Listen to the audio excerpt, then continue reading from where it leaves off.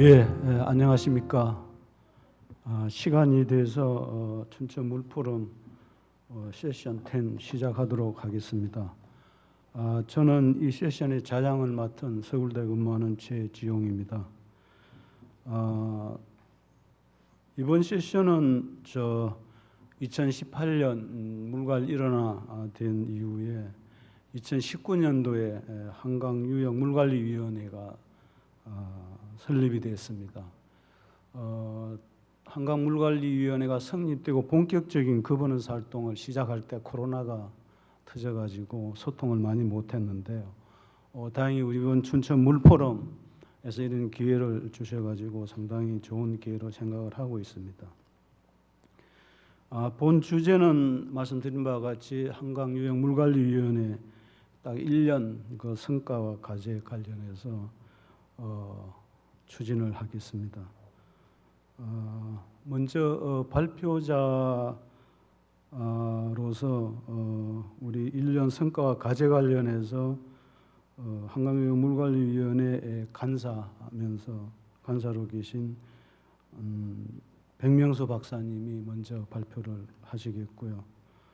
그 다음에는 우리 한강유역 통합 물관리 관련해서 일원화된 이후에 비전위원회의 위원장을 맡아서 한강유역 전체 관련해서 그림을 잘 그려주신 장석환 교수님이 그다음 이어서 발표를 하도록 하겠습니다.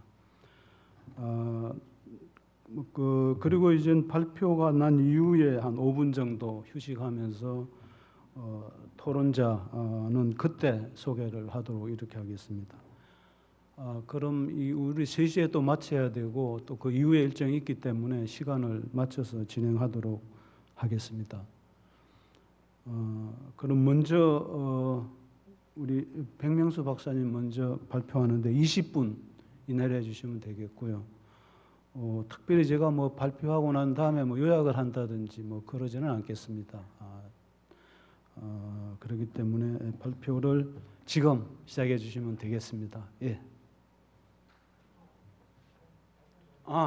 그리고 제가 깜빡했네요. 발표 전에 우리 한강유역 물관리위원회 위원장님이 화상으로 인사 말이 있습니다. 그거 잠깐 듣고 끝나면은 바로 우리 백명수 박사님 발표가 있도록 하겠습니다. 안녕하세요. 한강유역 물관리위원회 위원장 맡고 있는 김형수입니다. 춘천 국제물포럼 개최를 우선 진심으로 축하드립니다. 전통을 자랑하는 춘천 국제물포럼에서 우리 한강유역 물관리위원회의 지나간 1년을 되돌아보고 또 앞으로 위원회가 어떤 방향성을 가지고 나아가야 할지 논의하는 자리를 가지게 되어 대단히 기쁘게 생각합니다. 그리고 유역통합 물관리 체계와 한강유역 물관리위원회의 과제를 짚어보고 개선 방안을 논의하는 자리를 갖게 됨을 감사드립니다. 한강유역에는 다양하고 복잡한 물 문제에 대한 현안과 의제들이 있습니다. 이러한 현안들과 의제들에 대한 토론의 장을 마련하여 우리 모두가 함께 머리를 맞대고 얽힌 실타래를 풀듯이 하나하나 해결해 나갔으면 합니다. 또한 계획과 실행이 필요한 현안들은 한강유역 물관리 종합계획에 담아 한강유역의 모든 분들이 함께 소통하여 추진할 수 있도록 우리 위원회는 최선의 노력을 다하겠습니다. 오늘 이 자리를 마련해 주신 춘천국제물포럼과 또 발표를 맡아주신 우리 한강유역 물관리위원회 백명수 간사님, 또 장석환 교수님, 토론의 좌장을 맡아주신 우리 최동진 계획분과위원회 위원장님, 그리고 강원연구원의 전만식 박사님, 환경운동연합 신재현 국장님, 강찬수 중앙일보 기자님, 최영남 경기도 수질정책과장님, 권수환 강원도 수질보전 팀장님께도 고마움을 드립니다. 또 본 포럼을 준비해 주신 관계자 여러분께도 감사를 드립니다. 모쪼록 오늘 토론회가 우리 한강유역 물관리위원회의 발전 방향과 역할을 재정립할 수 있는 그런 계기가 되었으면 합니다. 감사드립니다. 모든 분들 건강하시기 바랍니다. 고맙습니다. 네, 안녕하세요. 저는 한강유역물관리위원회 간사위원을 맡은 백명수라고 합니다. 시민환경연구소에서 일을 하고 있고요. 제가 오늘 그 한강유역물관리위원회 1년의 활동과 그 기록을 말씀을 드릴 텐데요. 이 내용은 이 한강유역위원회가 처음 만들어지면서 하얀 도화지 위에 어떤 그림을 그려야 될까에 대한 많은 고민을 담아온 그 과정이었다라고 말씀을 드리겠습니다. 네모난 도화지는 주어졌는데 그 안에 어떤 밑그림과 색칠을 그려나갈까는 앞으로 굉장히 지속되는 과제인데요. 지금 1년 동안은 아마 저희가 그 스케치 밑그림을 그리는 과정이었는데 그 과정도 어떻게 이제 선을 그어야 될까 뭐 이런 여러 가지 고민들이 굉장히 많았습니다. 근데 그 와중에 또 코로나19 사태로 인해서 또 많은 활동에 제약이 있어서 그런 것들을 좀 감안하고 그 와중에 저희가 굉장히 노력해왔음을 또 이렇게 말씀을 드리고 싶습니다. 네, 이제 지원팀에서 좀 도움을 주셔서 내용을 정리를 잘 해주셔서 제가 간단히 요에 대해서 말씀을 드리고, 사실 오늘의 주요한 주제는 저 다음에 발표하실 장석현 교수님께서 하실 내용이 있습니다. 그래서 제 내용은 참고해 주시길 부탁드리겠습니다. 이제 한강유역물관리위원회 소개를 드리겠습니다. 저희 물관리위원회는 이제 국가물관리위원회 소속이고요. 국가물관리위원회는 다들 아시다시피 4개 유역에 한강, 낙동강 유역, 금강, 영산강, 섬진강 유역 물관리위원회가 있습니다. 그 밑에 또 물관리위원회 지원단이 있고요. 각 유역에 지원팀이 있습니다. 한강유역물관리위원회 개요인데요. 이제 환경부 장관님과 민간위원장님의 공동위원장으로 구성되어 있고요. 정부기관의 당연직 위원이 지금 20명이 들어와 계시고 위촉직 위원이 22명입니다. 근거는 물관리기본법 제20조에 의해서 설치가 되어 있고요. 그리고 위상은 환경부 장관 공동위원장, 그 다음에 시도지사가 참여하고 있고요. 그 다음 물 관련 심의의결기구입니다. 임기는 각 위원들의 임기는 3년이면서 1회 한 해 연임을 할 수 있습니다. 주요한 역할은 가장 크게 유역 물관리 종합계획 수립과 그다음 물관리 관련 유역 차원의 중요 결정에 대한 결정과 조정 역할을 하게 됩니다. 위원은 당연직 기관의 위원은 이제 여기 보시는 바와 같이 장관님과 시도지사 7군데, 그다음에 중앙부처 8군데, 공공기관 임직원 뭐 4분이 들어와서 참여하고 계시고요.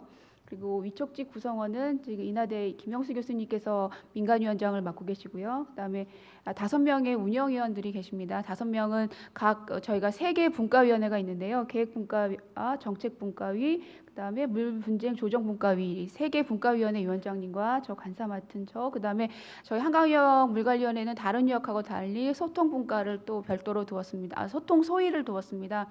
그래서 위원장님과 바로 아래 소통 소위를 두고 해서 참여하시는 이제 각 분야의 위원장님과 함께 운영위원회를 구성을 하고 있습니다. 그밖에 위촉위원 16분이 같이 참여해서 민간위원 위촉직 구성이 다 그렇습니다. 그다음에 그 한강유역 물관리위원회 구성은 말씀드린 대로 그 위원장님 밑에 간사위원, 소통 소위위원장이 있고요. 그리고 이게 이제 다 옆으로 가는 게 아마 맞을 텐데요. 위계가 약간 계획분과위원장님, 물분쟁 조정분과위원회, 그다음에 정책분과위원회가 있습니다. 계획분과에서는 그 한강유역 종합물관리 계획을 수립하고 기본 한강과 관련된 유역의 종합계획에 대한 내용을 검토하고 관련 법에 대한 위계나 심의 절차를 검토하는 일을 주로 하고 있습니다. 그리고 물분쟁 조정분과에서는 이제 갈등 조정이나 그 분쟁 조정, 정책분과위원회에서는 한강 유역의 현황의 주요한 정책 관련 과제를 발굴하고 조정하는 역할을 합니다. 네, 말씀드린 바와 같고요. 그 다음에 저희 한강유역 물관리위원회 주요 기능은 보시는 바가 한 대략 6가지로 좀 말씀드릴 수 있는데요. 유역 물관리 종합계획 수립 및 변경이 첫 번째 역할이고, 두 번째는 각 부처의 물 관련 계획과 유역 물관리 종합계획과의 부합성 여부를 또 검토하게 되고요. 물의 적정 배분을 위한 유역 간 물이동 문제도 저희 위원회에서 다루도록 되어 있습니다. 또한 유역 내 발생한 물 분쟁을 조정하는 역할, 그다음 유역 내 물관리와 관련하여 유역위원장이 회의에 붙이는 중요한 사항, 그리고 유역물관리위원회가 심의 의결한 사항들을 저희 유역물관리위원회에서 다루게 돼 있습니다. 네, 저희 그 2019년 9월 달에부터 시작된 활동을 간략하게 말씀을 드리면요. 저희 총체적으로는 그 주로 회의를 중심으로 진행이 되어 왔습니다. 저희 민간위원과 당연직 위원이 모두 참여하는 본회의가 두 차례 있었습니다. 한 번은 대면 회의로 첫 회 진행이 됐고요. 두 번째 회의는 서면 회의로 진행이 됐습니다. 또한 민간위원만 참여하는 회의도 8번이 개최되어 있는데요. 이거는 코로나가 이제 전에는 대면 회의를 좀 주로 했지만 코로나19 이후에는 주로 서면 회의로 진행이 되었습니다. 또한 저희 앞서 설계해드렸던 운영위원 중심으로 참여한 회의가 16번 저희 격주로 진행이 되고 있습니다. 주로 물 관련 현안이나 이제 한강위원회 운영에 대한 논의가 진행이 됐고요. 또한 저희 위원회에서는 지자체나 공공기관이나 NGO 소통을 위해서 지속적인 간담회를 또 개최해 오고 있습니다. 또한 유형 물관리 종합계획이나 보호 모니터링 사안 추진을 위해서 저희가 이거는 코로나19 이후에 저희 민간위원이나 분과위원회 모임이 좀 수적으로 제한되는 상황에서 활동력이나 아니면 내용을 좀 계속 담보하기 위해서 소위원회 활동을 좀 다시 추가했습니다. 그래서 각 관련돼서 소규모 인원으로 중요한 내용이나 아니면 유형 물관리 종합계획의 과업 지소라든지 우리 강의 자연성 회복 방안에 대한 내용들을 직접 검토하는 그런 모임을 활동을 했고요. 그다음에 한강물관리위원회 소개나 역할 홍보를 위해서 저희가 소통을 좀 강화하기 위해서 뉴스레터를 1년에 2차례 발간하기로 해서 한 차례 발간이 되었습니다. 그래서 관련 기관이나 유관기관에서 배포를 했는데요. 그 국가물관리위원회 홈페이지에 들어가시면 저희 그 레터도 함께 보실 수 있습니다. 그 홍수 피해 현황 분석이나 피해 대책 마련을 위한 수해 대책 간담회와 토론회가 두 차례 진행이 되었습니다. 여름철 40일간의 장마 이후에 저희 한강유역에 있어서 홍수 피해가 어떤 것인지 살펴보았고 개선 방안이 무엇인지 보았습니다. 한강 자연성 회복의 효과적인 추진 방안을 위해서 저희가 관련한 토론회도 개최를 했습니다. 네, 요거는 제가 또 앞서서 말씀드렸고요. 요건 사진은 참고하시면 됩니다. 저희가 주로 막 이제 좋은 사진 많이 보여드리고 싶은데 주로 했던 것들이 주로 앉아서 회의하는 거여서 회의 사진이 대부분입니다. 간담회도 말씀드린 대로 지자체 간담회를 해서 저희가 그 운영 계획을 설명드리고 또한 그 종합계획 수립하는 데 있어 지자체 의견도 굉장히 많이 수렴했습니다. 특히 저희 유역위원회 운영에 있어서 지자체 역할이 굉장히 중요한데 어떻게 참여를 활성화할까가 가장 큰 과제 중에 하나입니다. 또한 공공기관 간담회도 저희가 지속적으로 진행을 해오면서 물관리 현황이라든지 아니면 현안들을 이제 토의를 해왔습니다. NGO 간담회도 저희가 이제 한강유역 내 NGO하고 같이 그 거버넌스를 강화하기 위해서는 어떤 것이 필요한지의 내용을 논의해 왔습니다. 관련된 사진이고요. 그다음에 그 계획분과 소위원회 활동을 저희가 주로 집중적으로 해왔는데요. 이 계획분과 소위에서는 한강유역 종합물관리 계획이라든지 우리강 자연성 회복 구상안 마련을 위한 과합시설 마련 뭐 이런 것들을 집중적으로 뭐 일주일에 한 번씩 모이셔서 마련을 했습니다. 정책분과 소위에서는 보호 모니터링 방안을 좀 검토하기 위해서 관련된 내용을 진행을 했고요. 특히 여름철 장마 유례없는 장마 이후에 기후 위기가 심화되는 거에 따라서 탄력적인 이제 보호 운영 방안을 취향수장 이동해서 그 홍수에 대비한 보호 운영 방안에 대한 논의도 함께 검토를 하고 있습니다. 관련된 내용이고요. 그다음에 뉴스레터 말씀드린 대로 이런 그림으로 저희가 내용을 발간했습니다. 홍수 대책 간담회는 이제 9월 달에 관련 기관들과 같이 진행을 했고 이번 주에 수요일 날 홍수 대책 토론회를 또 진행하기도 했습니다. 네. 그리고 자연성 회복 토론회도 저희가 7월 달에 한 차례 개최를 했습니다. 그래서 우리 강의 특히 한강의 자연성 회복을 위한 공감대 형성이라든지 효과적 추진 방안에 대해서 진행을 했습니다. 관련된 사진이고요. 네, 또한 저희 유역위원회는 현장을 좀 많이 다녀보려고 노력을 했는데요. 4대강 특히 한강의 보호를 답사를 진행을 했고 관련해서 지역 주민의 의견도 수렴을 하고 또 팔당댐 현장에 가서 또 팔당댐 물관리에 관한 내용들을 의견을 듣기도 했습니다. 네, 요것들은 제가 구체적으로 일자별로 그 회의와 내용에 대한 정리를 쭉 해놓은 건데요. 이거는 저희는 이 활동을 하면서 가장 중요한 게 기록을 남기는 거라고 생각을 하고 있습니다. 그래서 저희가 활동하는 것들을 다 기록에 남겨서 이후에 뭐 아니면 관계되신 분들이 참고할 수 있는 사항으로 쭉 이렇게 기록을 해서 향후에 저희 홈페이지에 올릴 계획입니다. 아직 뭐 국가물관리위원회에서 전체 내용을 공유해라라는 논의가 되진 않았지만 일정 정도 하고 주요한 논의 내용들은 공개를 해야 될 필요가 있기 때문에 이것들은 앞으로 이 정도의 내용은 공개가 될 것으로 기대하고 있습니다.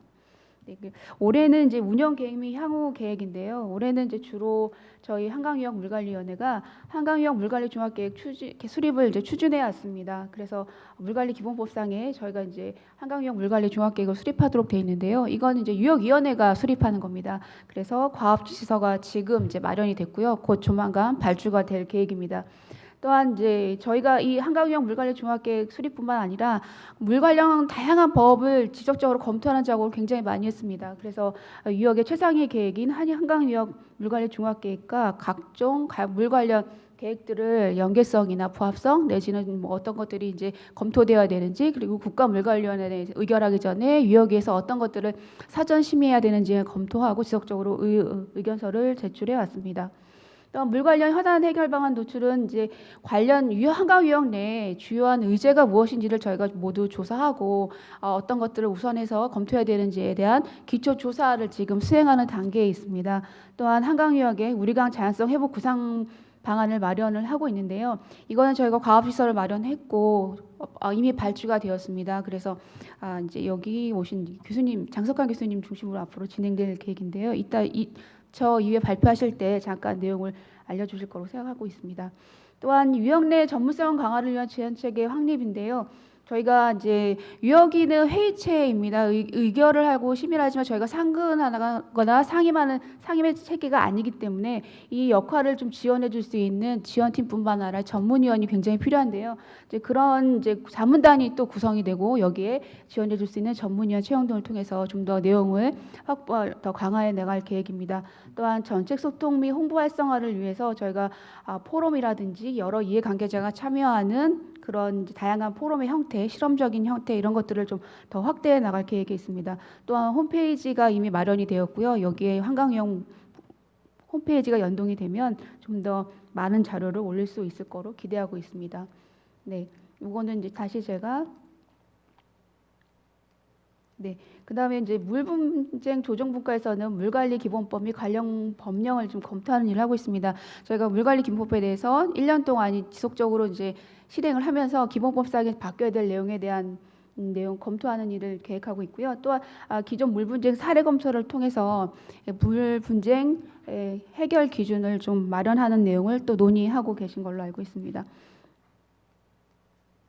네, 정책분과에서는 말씀드린 대로 현안 발굴 및 대안을 제시하는 역할을 위해서 기초조사를 좀 진행하고 있고요. 또한 당장 취향 수장 시설 개선을 위한 내용을 검토하고 이것도 조만간 한강유역위원회에서 의결을 진행할 계획입니다. 네, 핵심적으로 두 가지가 지금 유역위에서는 진행되고 있다고 보시면 되는데요. 우리강 자연성 회복 구상과 한강유역 물관리 종합계획 두 가지입니다. 네, 간략하게 개요만 말씀드리면 우리강 자연성 회복 구상안은 이미 지난연도에 그 환경부 국가 차원에서 우리강 자연성 회복 구상안은 마련이 됐습니다. 근데 이 구상안을 각 유역 차원에서 유역의 특색에 맞게 새롭게 만드는 작업이 현재 진행 중에 있고요. 이 저희 한강유역 물관리위원회에서는 이 관련된 과업시설 마련하고 발주를 했습니다. 그래서 물환경 학회가 이를 10월부터 착수해서 진행을 하고 있습니다. 한강의 자연성 회복을 위해서 필요한 것이 무엇인지 비전과 또한 목표를 마련하는 일을 하고 있고요. 이것과 연계를 해서 그리고 이것과 연계해서 한강유역 물관리 종합계획이 또 바로 이어서 진행이 될 텐데요. 두 가지가 서로 내용이 상호 검토되면서 진행될 계획입니다. 그리고 한강유역 물관리 종합계획은 이제 기간이 10년 단위로 수립을 하는 건데요. 저희가 이제 2031년 목표까지 기간을 두고 수립할 계획이고 5년마다 타당성 검토에 변경하도록 되어 있습니다. 네, 주요한 내용은 한강유역의 여건이나 변화 전망을 담고 있고요. 또 수자원의 물의 공급이나 이용 배분, 그다음에 재해에 따른 내용, 그다음에 물환경 보전 관리, 복원에 관한 사항, 기후변화에 따른 취약성 대응 방안, 그다음에 물관리 비용의 추계 재원 조달 방안, 지역 주민을 포함한 이해 당사자들의 참여나 물문화 창달, 그밖에 중요한 지속 가능한 물 관리를 위해서 정해지는 사항들을 저희 종합계에서 담기로 하고 있기 때문에 저희가 그 발주가 나면 공고가 나면 이 과업지선 내용을 좀 더 자세히 들여다보실 수 있는 기회가 있을 걸로 알고 있습니다. 추진 계획은 과업지서가 10월달에 확정이 되고 11월달에 발주가 되면 이제 12월부터는 실질적으로 한강유역의 종합 물관리 계획을 수립하는 일이 진행이 될 수 있을 걸로 기대를 하고 있습니다. 네, 이상입니다.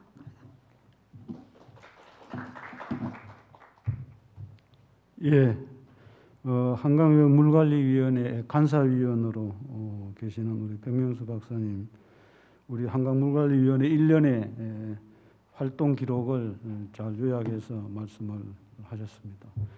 그럼 제2 주제로 한강유역관리위원회 앞으로 과제와 개선 방안 관련해서 장석한 교수님이 발표를 하시겠습니다. 우리 장석한 교수님은 아까 잠깐 소개를 드렸었지만은 통합물관리 그 이후에 한강유역 그 통합물관리 비전 위원회의 위원장으로 해서 큰 통합물관리 큰 밑그림을 그려주셨고요. 지금은 4대강 홍수 피해 조사단 단장님으로도 계십니다. 그래서 앞으로 우리 한강유역 물관리위원회 관련해서 좋은 말씀 부탁드리겠습니다. 예. 방금 소개받은 장석환 교수입니다. 한강유역 물관리위원회에 제가 처음 온 것 같아요. 저도 한강유역 물관리위원회를 아무리 들어가려고 해도 너무 벽이 높아서 저는 못 들어갔는데 어쨌든 반갑습니다. 저한테 이 한강유역 물관리위원회의 개선점을 해달라고 그래서 제가 사실은 내용을 잘 모르고 활동 내용이나 이런 게 접근하기가 쉽지 않아서 개선점까지는 못하고 한강유역 물관리가 어떤 일을 했으면 좋겠다 하는 과제 정도까지만 제가 말씀을 드리겠습니다. 통합물관리에 대한 것을 다시 한번 좀 생각해보는 계기를 한번 좀 말씀을 드리고요. 두 번째는 한강유역의 통합물관리의 방향을 어떻게 해야 될 건가에 대한 부분, 그리고 세 번째는 그럼 위원회는 무엇을 해야 될 건가요? 통합물관리를 위해서 이렇게 큰 세 가지 파트를 가지고 말씀을 드리겠습니다. 첫 번째 안 넘어가죠. 물관리 일어나 저는 물관리 일어나란 말을 맨 처음부터 굉장히 싫어했습니다. 예, 물관리 일어나란 것은 정말 이건 좀 말이 안 맞다라고 저는 개인적으로 생각하고 있다. 물관리 일어나라고 하는 것은 일종의 통치 행위적인 느낌이죠. 그러니까 전체에 있는 부분들을 다 가져와서 한 곳에서 전부 다 통치를 하는 거죠. 대신에 이제 통합물관리는 통치라는 것보다는 어떤 협치해서 통합을 관리할 수 있는 그런 컨트롤 타워의 개념의 측면에서 보자면, 그래서 저는 물관리 일원화를 별로 좋아하지는 않는데 어쨌든 물관리 일원화라고 하는 게 물관리 3법이 통과를 해서 이렇게 됐죠. 정부조직법, 물기술산업법, 물관리기본법 이렇게 됐는데 벌써 올 여름에 이게 물관리 일원화 통합물관리 이게 완전히 개념이 깨져버렸죠. 이번 홍수 때문에. 국토 분야 여기 가까운 의암댐에 사고 난 것도 있지 않습니까? 그렇죠. 그러니까 의암댐 같은 경우는 방류는 홍수통제소에서 합니다. 결정은 댐 관리의 주체는 한국수력원자력에서 합니다. 상류에 있는 그 수초섬의 관리 및 점용 허가는 국토부에서 합니다. 수초섬의 관리는 춘천시에서 합니다. 어떻게 우리가 이게 통합 물관리가 되고 물관리 일원화가 됐다고 얘기할 수 있겠습니까? 따라서 이 부분이 올해 홍수가 상당한 이 부분들에 대한 부분을 다시 한번 좀 고민을 해야 된다고 생각을 하고, 두 번째, 통합 물관리냐 통합 수자원 관리냐라고 하는 겁니다. 우리가 흔히 알고 있는 지금 우리가 환경부에서 쓰고 있는 통합물관리는 IWM인지 IWRM인지를 모호하게 쓰고 있습니다. 우리 최종 박사님께서 한 20여 년 전에 통화물 관리 개념을 맨 먼저 아마 그 KI에서 하셨던 걸로 제가 기억하는데, 통화물 관리라는 말이 있습니다. IWM이라고 그래서 이게 이제 아니요. 2000년대 초반에 통화물 관리라고 하는 것은 Integrated Water Management (IWM이라고 그래서 의사결정 과정에서 모든 물에 관련된 관련 요소들이 다 같이 고려돼 가지고 관리를 해야 된다라고 하는 그런 개념으로 정립이 되어 있습니다. 여기서 관련 요소라고 하는 공급, 수요, 그다음에 수질, 재활용, 재이용, 갈등, 공공, 보건, 경제, 환경, 생태, 사회문화, 물저장, 지표수, 지하수, 수질로 물이라고 생기는 모든 부분들에 대해서는 다 들어와 있는 거죠. 이게 통합물 관리라고 규정이 되어 있습니다. 자, 그 이후에 이제 1992년도에 맨 처음에 이제 IWRM이라고 하는 게 나왔었고, 그 이후에 이렇게 뭐 세계 물 포럼이라든지 그다음에 뭐 서밋이라든지 이런 부분에서 나오는 게 이제 IWRM이었죠. Integrated Water Resources Management인데요.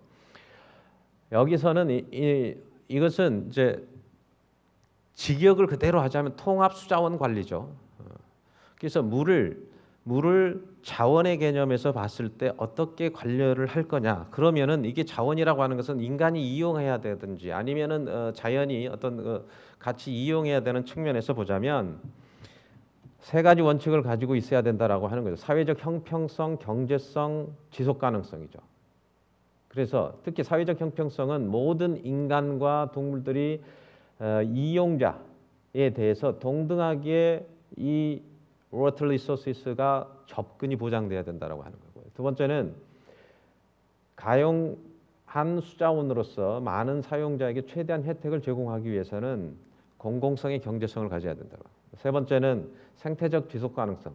이 부분들이 수생태계가 서로 여기에 말하는 이용자로 인정을 해서 자연 기능을 유지하기 위해서 할당이 필요한 이런 어떤 세 가지의 원칙을 가지고 하자라는 게 IWRM이라고 했고, 지금은 IWM보다는 IWRM이란 말이 훨씬 더 많이 일반화가 되죠. 그러니까 좀 더 개념적으로 보자면 IWM 속에 IWRM이 있다라고 저는 그렇게 이해를 하고 있습니다. 이거 볼까요? 자, USGS에서 이게 워터 사이클인데요. 여기는 강수에서부터 대기 강수에서부터 지표수, 지하수, 바다 해양수의 순환까지 전체를 이렇게 보고 있습니다. 이것은 어쩌면 IWM에 거의 가깝다고 볼 수 있는 거죠. 일본은 이렇습니다. 일본의 물순환이라고 하는 것은 자연의 물순환과 인공의 물순환, 이용자 측면에서 자연의 물순환과 일본의 물순환의 개념으로 일본은 물순환의 개념이 들어있죠. 그러니까 이것은 조금 더 IWRM에 좀 더 가깝다. 이렇게 저는 봅니다. 우리나라에서는 통합 물 관리의 그림은 이 그림으로 많이 대별이 되고 있죠. 이거 많이 보셨을 거예요. 이게 맨 처음에 나온 것은 아마 수자원공사에서 나온 걸로 제가 알고 있는데, 수자원공사 환경부가 이 부분이요. 그래서 이것을 채택을 그때 제가 통합물 관리 비전 포럼에서도 이 부분들을 좀 채택을 해서 도랑에서 하구까지라는 거죠.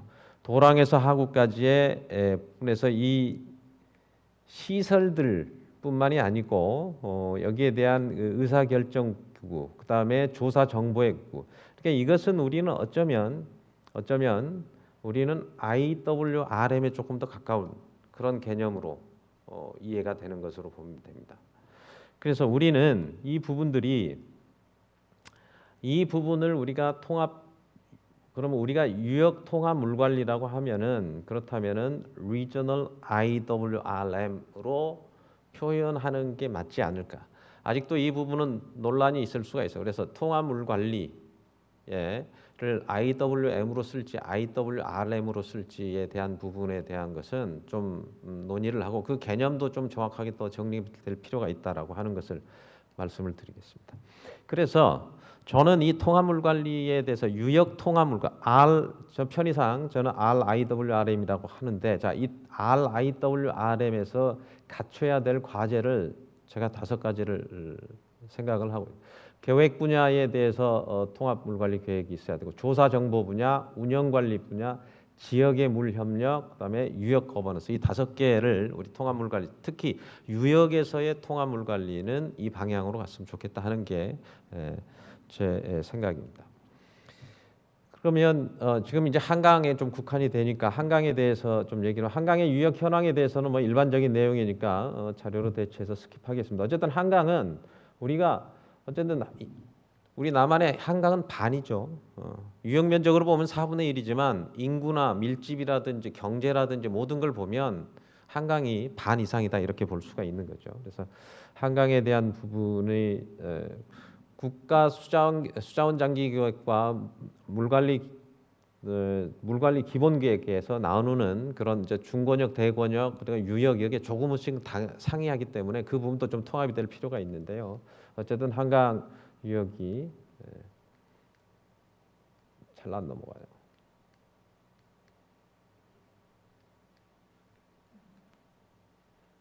자, 그다음에 이제 한강 유역의 수질 현황에 대한 부분이고요. 한강은 또 가장 중요하게 여길 수 있는 부분이 남북 공유하천이잖아요.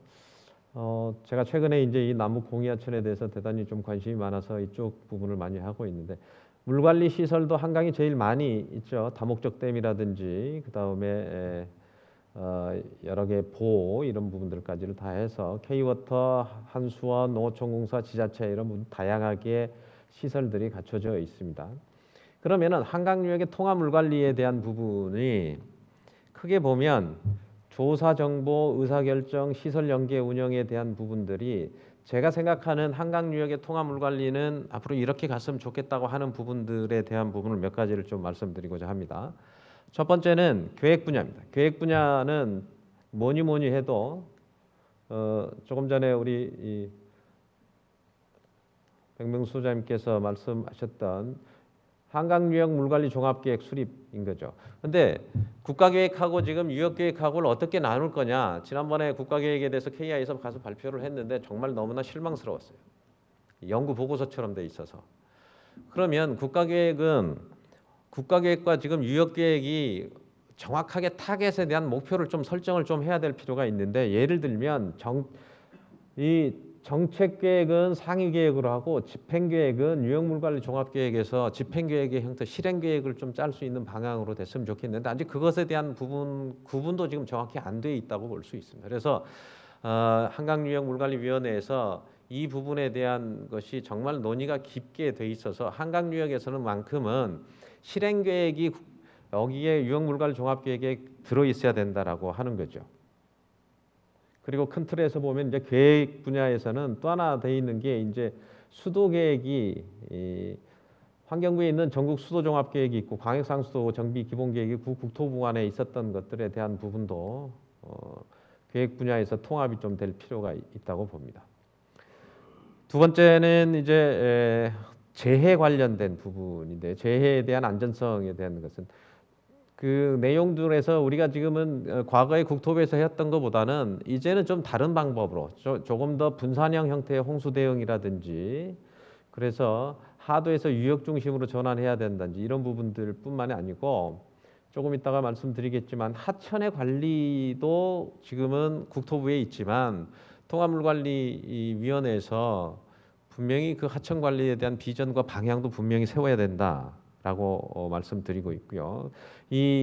지금 올해는 홍수가 많이 났지만 이 가뭄에 대한 어떤 대체 수자원에 대한 부분도 분명히 좀 검토가 돼야 될 필요가 있다라고 봅니다. 조금 전에 말씀드린 하천 평가, 그 중에서도 지금 현재는 국가하천, 지방하천, 소하천 이런 형태로 획일적으로 다 돼 있는 부분을 이제는 조금 다른 형태의 하천 관리의 방법도 한번 고민해 볼 필요가 있다라고 봅니다. 지금 이렇게 나와 있으니까 어떤 결과가 있냐면, 국가하천은 200년 빈도 설계 기준도 다 돼 있습니다. 100년 빈도, 200년 빈도. 지방하천은 80년 빈도, 50년 빈도 딱 돼 있어요. 완전히 획일화돼 있죠. 지금 이번에 홍수가 나는 것도 모든 구간이 똑같이 100년 빈도로 다 제방을 쌓으려고 하면 그 돈이 어마어마하게 들기 때문에 그걸 쓸 수가 없어요. 그래서 유역 구간 또 목적에 따라서 설계 기준도 조금씩 바꾸고, 거기에 따른 하천의 형태라든지 이런 부분도 좀 바꿀 필요가 있다. 그런 측면에서 그 부분도 좀 고민이 좀 해야 될 필요가 있다라고 봅니다. 그다음에 이제 조사 정보 분야의 통합인데요.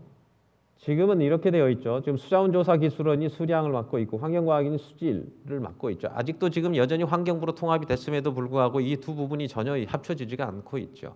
심지어는 환경부에는 수자원국이 있습니다. 수자원국에 세 과가 있는데 유역환경청에는 수자원계도 없어요. 어떻게 이 부분들을 가지고 유역의 실행 계획을 할 수 있겠느냐. 그래서 이 계획이라든지 이 조사, 정보 이 부분들에 대해서 상당히 이 수질과 수량 통합 관측망에 대한 부분의 논의가 시급해져야 된다라고 봅니다. 그렇게 해서 기후변화 대비 이 지식정보 추계를 해서 이런 정보의 통합 관리 플랫폼을 구축을 해야 될 필요성이 있다라고 하는 거죠. 그다음에 이제 운영 관리 분야에서는 시설 간의 연계 강화하는 거죠. 지금 가장 극단적으로 나눠져 있는 게 수자원 공사하고 한수원 댐들 이걸 어떻게 연계를 시켜서 운영을 할 거냐. 자, 한수원 같은 경우는 과거에는 제가 대학교 다녔을 때는 수력의 비중이 에너지의 7, 8%, 30% 정도 됐습니다. 지금은 1%가 채 안 됩니다. 전체. 그럼 과연 이것을 국가에서 봤을 때 이것을 물 관리로 볼 거냐 에너지로 볼 거냐 하는 굉장히 중요한 문제인데 또 반대로 우리가 신재생 에너지 비율이라든지 이런 부분들을 보면 굉장히 에너지 쪽에 관계되는 부분들에서 굉장히 중요한 부분들이기 때문에 이것을 어떻게 보고 할 거냐 하는 문제 하나. 두 번째는 어떻게 연계 운영을 할 거냐. 올해 같은 그 홍수와 같은 상황이라든지 2018년도에 가뭄과 같은 상황에서는 이게 연계 운영을 어떤 식으로 해야 될 건지에 대한 부분들에 대해서도 분명하게 있어야 된다. 그걸 위해서 효율적인 의사결정 기구에 대한 통합도 필요하다라고 하는 거죠. 지방광역상수도 통합 이 부분 굉장히 심각합니다. 지금은 물값 문제 같은 경우도 못 사는 지자체, 재정 자립도가 훨씬 약한 지자체가 물값을 훨씬 비싸게 내고 있어요. 그래서 지금 광역화를 만들어서 수자원공사가 지금 추진을 하고 있는 것으로 알고 있는데 광역화를 해서 이것을 효율적으로 인천에 우리 최혜자 국장님 인천의 물값 얘기하면 흥분하셔야 되는 분인데 어쨌든 이 지방과 광역 상수도의 통합 및 연계 관리를 어떻게 할 거냐도 굉장히 우리의 수원과 수자원에서의 물 이용에 대한 부분도 상당히 중요한 부분이다라고 하는 거죠. 공유하천 분야는 한강유역물관리위원회만이 가지고 있는 아주 특별한 숙제라고 볼 수 있습니다. 그래서 북한의 물 문제와 해결 방안. 제가 그저께 통일부에 가서 특강을 했는데 제가 제안을 했습니다. 지금 통일부가 꽉 막혀 있는 부분을 공유하천의 합리적인 공동 관리를 통해서 우리가 물을 받는 대신에 그 물을 줄 수 있는 그 리턴을 해줄 수 있는 방법이 뭐냐? 우리가 지금 유엔 안보리 제재에서 모든 것이 다 막혀 있는데 무엇만 할 수 있냐? 그러니까 식량하고 위생 부분을 할 수 있다. 인도적 지원은 딱 그게 두 가지예요. 그럼 뭘로 줄 수 있느냐? 위생으로 줄 수 있다. 상하수도 시설은 북한의 위생이죠. 영유아 사망부터 수인성 질병까지를 다 가질 수 있기 때문에 그래서 제가 통일부에 제안을 했는데 통일부에서 뭐 굉장히 관심을 갖고 있는데 어쨌든 그런 식의 방법을 이 공유하천의 문제도 이 한강 통합 물 관리에서 상당히 중요한 부분이다라고 하는 것을 말씀드리고요. 그러면은 이제 유역물관리위원회에 제가 숙제를 좀 드리겠습니다. 유역물관리위원회는 제가 생각하는 것은 거버넌스 구축하는 게 필요하고요. 유역물관리 실행계획, 아까 제가 말씀드렸던 그 부분, 그다음에 한강유역 지역별 주요 현안에 대한 해소 문제, 그다음에 제도 개선, 비전 수립 이 부분들이 위원회에서 좀 하셨으면 좋겠다 하는 그런 부분입니다. 아까 이 백명수 소장님의 자료가 이런 일들을 한다고 그렇게 되어 있어요. 그래서 그런 일들 그것도 이제 물관리 기본법에 나와 있는 것에서 지금 유역물관리위원회가 이러이러한 일들을 하겠다 이렇게 하는데. 여기에 보면 뭐 다 있죠. 물관리 종합계획 수립계획, 그다음에 뭐 물 이동에 대한 물 배분, 물 분쟁 조정. 이게 지금 제가 여기 1기 과제라고 그랬어요. 1기 3년인가요? 2년인가요? 어쨌든 1기 동안에 1기 동안에 기본적인 틀은 잘 마련을 하셔야 된다 이거죠. 2기에 넘겨주기 전에 잘 틀을 만드셔야 된다 이런 거죠. 첫 번째는 거버넌스에 대한 부분인데, 자 거버넌스는 지금 뭐 출범한 지 꽤 됐잖아요. 벌써 1년 가까이 됐으면 이 거버넌스를 어떻게 구성을 할 건지, 유형물관리위원회는 이게 법정위원회예요. 그죠? 이걸 거버넌스라고 얘기할 수는 없겠죠 아마. 예. 이건 법정위원회이기 때문에 이 부분들에 대해서 거버넌스를 어떻게 구성을 해야 될 거냐. 이 거버넌스에 대한 정의는 유네스캅에서 이렇게 8가지에 대한 부분이 있어요. 참여성, 공정성, 투명성, 책임성, 합의지향성, 형평성, 효과성, 공공에 대한 설명성. 제가 말씀드리고 싶은 왜 이제 행위 주체자들에 대한 책임성을 저는 정말 강조드리고 싶어요. 아니면 말고 이런 거 말고 정말 우리가 이 거버넌스가 뭔가를 결정을 한 것에 대해서 좀 책임성 있게 충분히 논의했으면 좋겠다라고 하는 것이 물 거버넌스라는 것은 뭐 그대로 물 관리를 위한 효율적이고 민주적이고 지속 가능성을 확보하기 위해서 정부와 지방정부, 중앙정부, 시민사회, 전문가, 기업 이런 것들이 신뢰와 파트너십으로 하는 협력 체계다라고 하는 게 이 워터 거버넌스라고 하는 게 OECD에서 나온 얘기입니다. 그래서 OECD의 물 거버넌스의 OECD의 원칙은 efficiency, trust and effectiveness예요. 그러니까 효율성과 신뢰성과 효과성을 같이 가지고 가야지만 이 거버넌스가 성공한다 이렇게 얘기를 한다는 거죠. 그래서 이 부분에 대한 거버넌스 구축을 좀 했으면 좋겠고요. 지금 한강 자연성 회복에 대해서 포럼에 대한 부분들을 아까 말씀하셨는데, 제가 생각하는 것은 상류, 중상류, 중하류, 하류 권역 이렇게 해가지고 각각의 거버넌스를 이렇게 매트릭스를 잘 짜시면 이 부분들이 한강유역위원회하고 패러럴하게 갈 수 있지 않을까 하는 그런 생각을 해봤습니다. 세 번째는 이제 유형물관리 실행계획을 수립한 겁니다. 이건 아무리 강조해도 지나치지가 않죠. 그래서 이걸 실행계획과 정책계획이 있는데요. 자, 여기에 들어있는 게 유형물관리 기본계획에 과거에 있었던 수장기, 물환경계획 이런 것들을 전체 통합을 해야 되는 부분이죠. 그리고 여기에 이제 실행계획들이 물환경, 이수, 치수 뭐 이렇게 됐다고 하면 국가물관리 기본계획은 이 치수는 없더라고요. 물환경, 이수, 물이용, 뭐 물환경, 그다음에 기타 이렇게 되어 있는데, 근데 자 여기에 들어있는 이 법정 계획들이 어마어마하게 많습니다. 전부 다 합치면 한 80개 정도 돼요. 이것을 어떻게 녹여낼 거냐 하는 거죠. 그래서 이 유형물관리 기본 계획이 최상위 계획이 될 건데, 이 최상위 계획이 이런 것들을 다 녹여내서 전부 다 형평성 있게 가야 되는데 정말 이게 가능할까 정말 걱정이 좀 앞섭니다. 어쨌든 유형물관리의 기본 계획을 수립하는 게 이 위원회에서 꼭 하셔야 되는 숙제다라고 하는 거죠.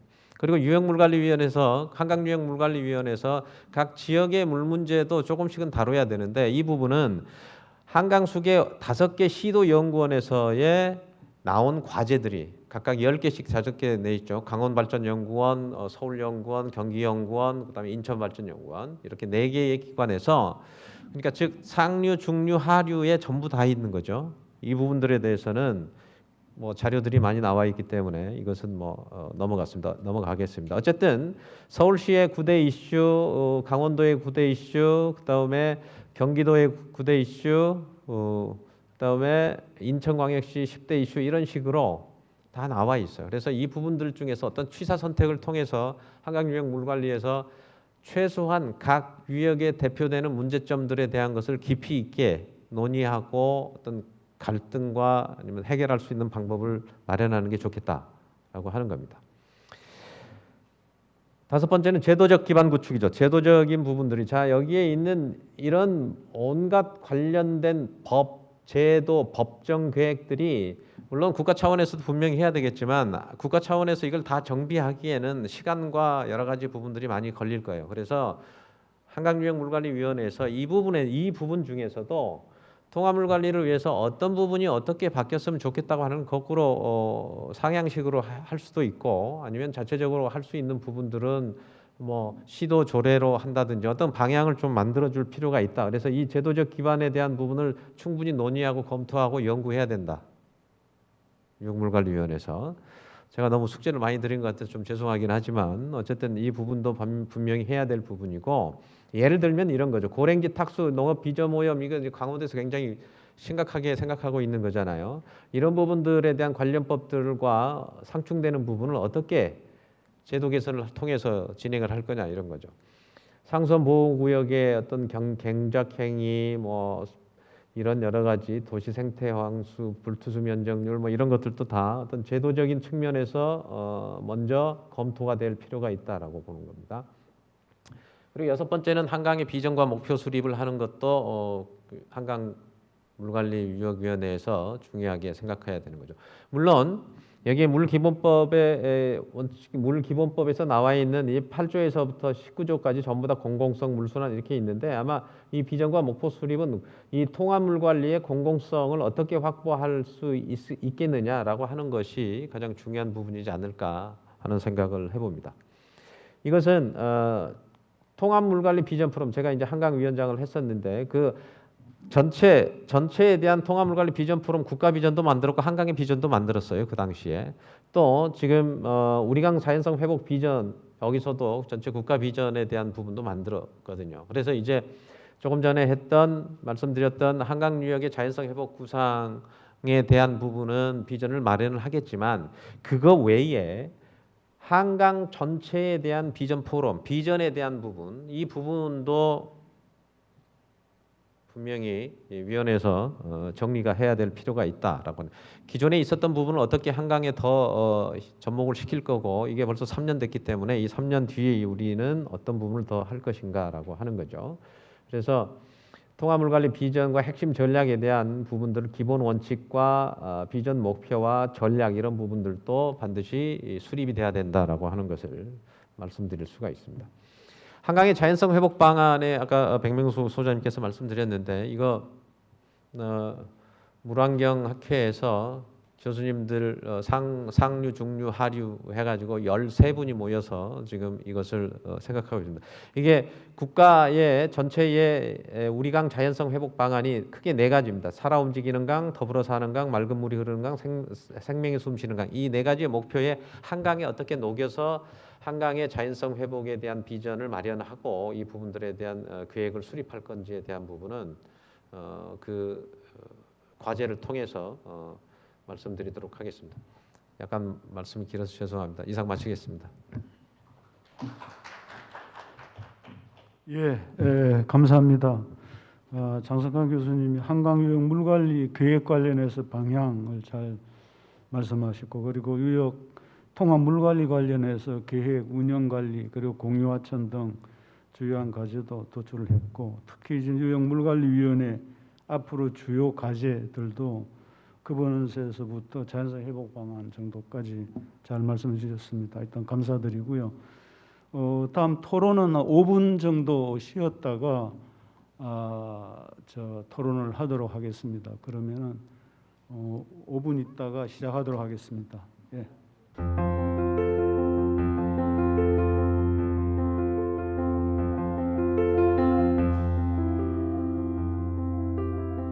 예. 그러면 한강유역물관리위원회 1년 성과와 과제 관련해서 토론을 하도록 하겠습니다. 먼저 토론자부터 먼저 소개를 드리도록 하겠습니다. 제일 먼저 최동진 한강유역물관리위원회 계획분과위원장님 참석하셨습니다. 다음에는 전만식 강원연구원 선임연구위원님 참석하셨습니다. 다음에는 신재은 환경운동연합국장님 참석하셨습니다. 다음에는 강찬수 중앙일보 기자님 참석하셨습니다. 다음에는 최영남 경기도 수자원본부 수질정책과장님 참석하셨습니다. 다음은 권수환 강원도 수질환경과 수질보존팀장님 참석하셨습니다. 지금 두 분이 이 발제를 하셨는데요. 그래서 각 발제에 대한 내용도 좋고, 그리고 기타 뭐 성과와 과제 관련해서 특별히 코멘트도 좋습니다. 그래서 총 6분이기 때문에 일단 5분 이내로 먼저 토론을 해주시기 바랍니다. 토론하고 각자 토론하고 난 다음에 바로 이렇게 넘어가시면 되겠습니다. 제가 뭐 별도로 뭐 요약을 한다든지 그럴 필요는 없을 것 같습니다. 그래서 먼저 최동진 위원장님부터 부탁드리겠습니다. 예. 예, 안녕하십니까. 그 최동진입니다. 저는 이제 오늘 이 토론회에서는 한강역 물관리위원회 계획분과 위원으로 이제 참석하고 말씀을 드릴까 합니다. 사실 그 물관리위원회, 국가물관리위원회와 유역물관리위원회는 물관리 기본법이 제정되면서 이제 시작된 것은 다 아실 겁니다. 그리고 이 물관리 기본법의 제정은 여기 있는 모든 분들이 사실 오랫동안 노력을 해서 만든 제도라고 할 수 있고요. 사실 1년이 넘어서 벌써 1년이 됐지만은 아직 유역 주민들한테 유역물관리위원회가 어떤 건지 하는 거가 좀 분명하게 아직 자리 잡고 있지는 않은 상태인 것 같습니다. 저희들 나름대로는 열심히 여러 가지 활동을 했습니다만은 아직 그런 상태는 아닌 것 같고, 실제로 유역물관리 종합계획 그리고 자연성 회복 구상 이런 것들이 시작된 게 아니기 때문에 앞으로 그 과정에서 여러 유역 주민들, 이해당사자들하고 소통을 하면서 역할을 제대로 하려고 그렇게 생각을 하고 있습니다. 저는 아무래도 그 위원회 소속이다 보니 주로 결심하고 계획들, 그리고 아까 그 장 교수님이 그 얘기하셨던 과제들 중심으로 말씀을 드리고 싶습니다. 어떻든 유역물관리위원회는 저희들 보기에는 지금 기본법이 만들어지면서 터가 이제 어느 정도 다져진 거고, 우리 1기의 과제는 이제 집을 잘 짓는 거라고 생각을 합니다. 그리고 그 이후에 2기부터 그 집을 잘 유지 관리를 해야 된다고 생각을 하고요. 집을 잘 지으려면 저희 생각은 누군가 요즘 말로 뼈를 갈아 넣어야지 집이 이렇게 잘 지어진다고 보고요. 우리 그 유역위원회 위원들은 그런 생각으로 가능한 이제 어려움이 많지만 열심히 하려고 노력을 하고 있으니 같이 잘 협조해서 좀 잘 되도록 이렇게 같이 만들어 갔으면 좋겠습니다. 결국은 유역위원회의 핵심은 거버넌스인데, 거버넌스는 아까 그 장 교수님께서 말씀하셨듯이 소통을 잘하고, 그다음에 뭔가 이렇게 책임감 있게 지속적으로 유역의 문제들을 좀 잘 풀어나가는 게 역할이 아닌가. 기존의 정부 부처에서 못했던 거, 환경부가 못하고 다른 기관들이 못했던 역할들을 잘 해야지 유역위원회에도 자리를 제대로 잡을 거라고 생각을 하고 있습니다. 거버넌스하고 관련해서는 그동안에 이제 유역물관리위원회 전에 이제 비전 포럼에서 또 좀 구상을 얘기해 주셨고, 그때는 유역물참여센터 이런 얘기를 많이 하셨던 것 같고요. 그리고 최근에 이제 저희들이 NGO 간담회 얘기할 때는 물의회, 그다음에 이제 한강물 포럼 이런 정도로 유역 전체 구성원들이 참여할 수 있는 이제 틀을 만들어 보자는 다양한 이제 의견이 있습니다. 그래서 저희들 생각은 이제 올해 말까지는 이제 파일럿으로 여러 포럼을 같이 해보면 좋을 것 같다. 한강 자연성 회복 구상에서도 포럼을 하게 돼 있고, 오늘도 이 춘천 물 포럼에서 이제 한강 유역 세션이 있고, 이제 이후에 인천 물 포럼에서도 저희 유역 세션이 있는데, 거기에서 한강 유역의 거버넌스를 어떤 식으로 구성할 건가를 다양한 형태로 구상하고 같이 논의를 하고, 내년에는 본격적으로 출범을 시키려고 그렇게 이제 얘기를 진행 중입니다. 그리고 이 과정에서 특히 이제 기존의 춘천 물 포럼이나 인천 물 포럼, 그다음에 여러 가지 한강 유역의 네트워크들이 있는데 이런 데들하고 잘 협력을 잘 해서 좀 협조하는 체제로 만드는 거가 또 과제일 것 같습니다. 어떻게 보면 저희들이 이제 한강 하구 관련된 논의하고 춘철 물포럼 논의에서 약간 그런 문제제기가 있습니다. 기존에 있는 포럼도 있고 기존의 포럼이나 협의체가 있는데 이런 데하고 상충하거나 경쟁하는 이런 게 돼서는 안 될 거고, 그런 기존의 여러 개 거버넌스나 활동들을 지원하고 시너지가 나게 하고 소통할 수 있는 이런 틀로 만들어져야 된다. 이런 정도의 원칙을 가지고 좀 진행을 하고 있습니다. 그리고 두 번째는 이제 유역 물관리 계획인데 이 계획 관련해서는 이제 아마 지금 논의가 내부에서는 엄청 뜨겁게 진행되고 있습니다. 유역 물관리 종합계획이라는 거는 유역계획이라는 거는 사실 우리나라에서는 거의 이제 본격적으로는 처음 시작하는 거라고 생각이 들고요. 저희들은 엄청 중요한 작업이라고 생각을 하고 있습니다. 사실 한강유역 물 종합계획은 당초 이렇게 제일 처음엔 이렇게 미국이나 선진국들을 따라서 했고 거기서 사실 세워졌습니다. 요즘 우리나라가 동남아나 다른 개도국가 가지고 물종합계획을 세워주고 유역 물관리종합계획을 세워줬는데 사실 우리나라 6, 70년대에 미공룡단이나 이런 데서 이제 한강물 종합계획을 세웠었고, 그 다음으로는 이제 우리 그 자체 국책연구기관이나 자체 연구 역량들이 생기면서 정부 주도로 그런 공공기관의 정부 주도로 그런 계획들을 세워왔었던 거죠. 이제 새로운 단계는 이제 유역 주민들, 그 다음에 이해 당사자들이 직접 정말 민주적인 방식으로 세워야 되는 3기가 아닌가 싶고요.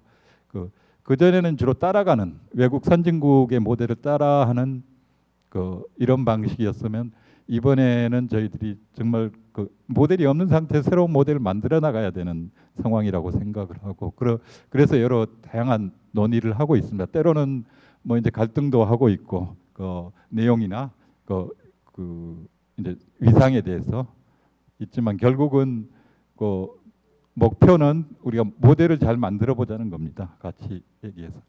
사실 우리나라가 최근에 그런 얘기 많이 하잖아요. 선진국, 우리가 선진국이냐 얘기했는데 지금 선진국들 보니까 별게 아니더라.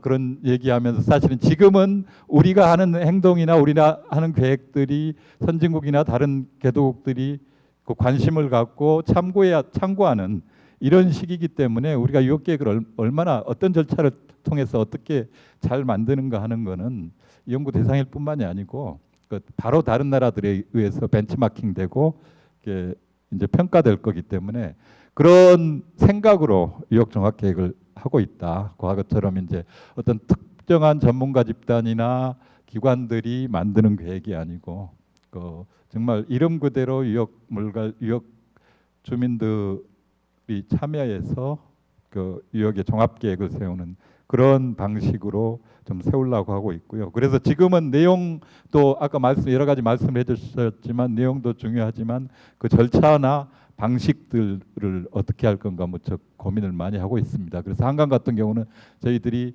7개 시도 그다음에 물관리 공공기관과 이미 간담회를 실무 간담회를 계획 수립을 위한 그 간담회를 계속 진행을 하고 있고요. 그리고 이제 별도의 아까 이제 거버넌스를 얘기했는데 협의체나 이런 것들을 좀 구성해서 추진하려고 하고 있습니다. 그리고 사실 수자원법이 있죠. 수자원조사법이라고도 하는데 그 법에 의해서 한강 하천유역 수자원 관리 계획이 큰 규모로 진행되고 있었는데 기존의 계획들과 좀 그 계획을 잠시 중지를 시키고 유역 물관리 종합계획하고 같이 일정이나 내용을 맞추자 해서 아마 다시 재개되기는 하겠지만 기존의 계획들과 정합성을 맞추기 위한 이런 노력들도 하고 있습니다. 그리고 이제 이 계획이 시작되면 본격적으로 유역 주민들 그다음에 여러 이해 당사자들한테과 적극적으로 소통하고 알리고 하면서 유역 물관리위원회의 이제 역할 활동들을 소개하고 유역 주민들의 이제 조직으로서 자리 잡게 제도적으로도 그렇고 실제 활동으로 자리 잡게 하려고 그렇게 계획을 하고 있습니다. 그리고 마지막으로 이제 장 교수님께서 얘기하셨던 제도적 기반 구축과 관련해서는 저희 물관리위원회마다 분쟁 조정 분과가 있고 그 분과는 주로 법률 전공하신 분이나 변호사들 중심으로 구성되어 있습니다. 그래서 여러 가지 법률적인 문제들을 그 분쟁 조정 분과 중심으로 하려고 하고 있고요. 그리고 이제 뭐 마무리를 드리자면 이제 시작될 게 한강 자연성 회복 계획과 관련해서는 물관리 종합계획, 그다음에 유역 거버넌스 만드는 이런 작업들인데 저희들은 아직까지는 이제 시도나 기관들을 만나보면 마치 유역 물관리 위원들이 주도가 되는 이런 일들이라고 자꾸 생각을 하세요. 그냥 계획을 세우더라도 유역위원들은 중간에 매개자고 진행자인데 과거에 아직까지 관행은 모든 것들이 이제 중앙정부나 전문가 집단들이 계획하고 주도하는 이런 방식에 젖어 있다 보니까 지역 주민들하고 미팅을 하든 시도 공공기관 간담회 하든 뭔가 이제 요청하고 답변하는 이런 방식이라서 아주 수평적으로 가치 계획을 세우는 이런데 일을 하고 세우는데 익숙치 않은 것 같습니다. 그래서 저희들이 위원회가 뭘 하는 게 아니고 위원회가 그런 장을 만들고 이제 그런 것들을 절차들을 조금 지원하고 이런 역할로 위원회 위상을 세우려 하기 때문에 그러니까 위원회에 참여해서 어떤 걸 해야 뭔가 유역위원회 주도하는 이런 식이 아니고 유역 주민들하고 관련된 모든 전문가들 기관들이 같이 만들어 나가는 이런 물관리위원회고 유역계획이 돼야 된다는 생각을 하고 있기 때문에 오늘 여기 오신 분만 아니고 모든 유역의 모든 분들이 같이 우리가 한강에 바람직한 유역의 공동체를 같이 잘 만들어 나간다 이런 생각으로 같이 잘 협력하고 지원하고 해주셨으면 좋겠습니다. 감사합니다. 너무 홍보 비슷한 얘기만 한 것 같은데 이 정도로 마치겠습니다. 감사합니다. 예, 감사합니다. 우리 한강 물관리위원회 관련해서 잘 말씀해 주셨습니다. 다음에는 전만식 박사님 부탁드리겠습니다.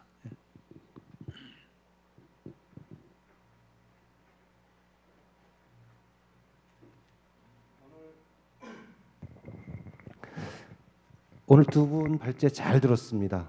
장 교수님 제가 얘기할 거리를 다 말씀하셔 주셔가지고 제가 할 얘기가 없는데 몇 가지 저희 물관리위원회 부탁이라고 할까요? 아니면 조금 관심을 가져주셨으면 좋겠다 위원회 차원에서 하는 거를 좀 몇 가지만 좀 말씀을 드리겠습니다.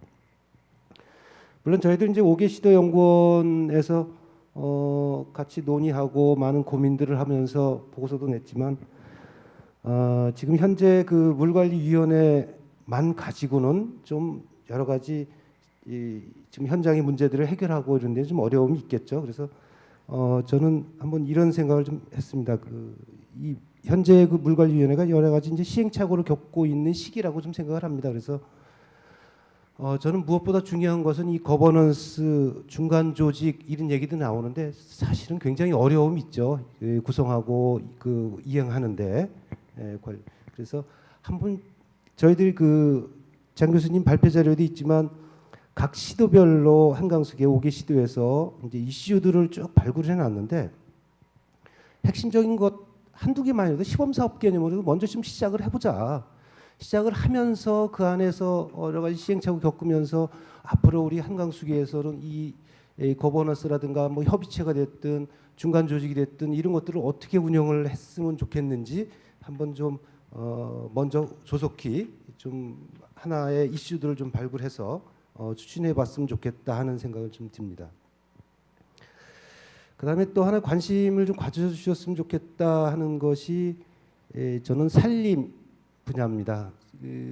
저희들 제가 여기 춘천에 사는데 사실 겨울에도 산에 눈이 없습니다.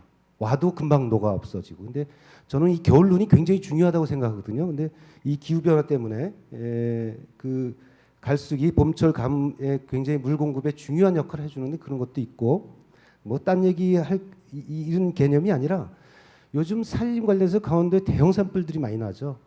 그다음에 지금 산림 녹화 우리나라 굉장히 성공적이라고 세계적으로도 아주 유명한 그런 낭인데 어떤 다양성 문제라든가 그다음에 탄소 흡수 뭐 이런 문제도 있고 여러 가지 있는데 저는 뭐 다른 거 다 떠나서 물 관련된 이야기를 좀 하고 싶어서입니다. 지금 강원도 제가 현장을 다니면서 여러 가지 지역의 어르신들 이런 거 만나서 느낀 거는 과거보다 물이 없다. 갈수기 저수기 때 하천에 물이 없다. 그러니까 쉽게 아까 뭐 우리 장 교수님 말씀인 도랑부터 하구까지라고 하셨는데 도랑에 물이 없다는 이야기들을 많이 합니다. 그 원인이 뭐냐? 뭐 기후 변화도 있고 여러 가지 지하수 개발도 여러 개 있겠지만 시골 지역에는 결국은 유역이 바뀐 거는 산림이다. 산림이 너무 울창해졌다.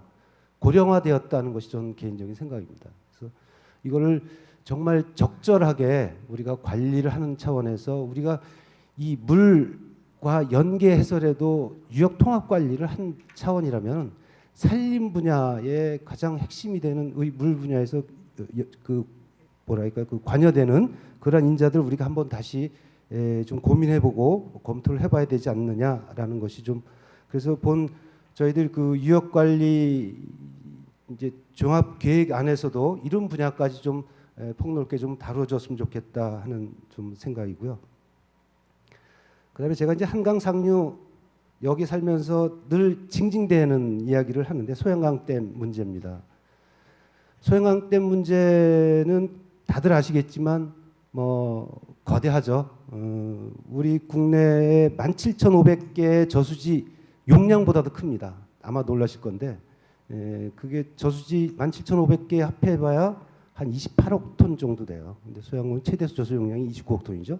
그래서 이 거대한 용량 가지고 있는데 사실 여기 이제 그 과업 제안서 내용에도 그렇고 여러 가지 있는데 이 한강수계에서 충주댐과 소양강댐에 대한 이 어떤 편익과 피해 이런 이야기들은 잘 안 다뤄지는 것 같아요. 그래서 언제까지 이렇게 한쪽에서는 징징대고 있고 한쪽에서는 어떤 고마움을 모르고 있고 이런 분위기를 가져야 되느냐.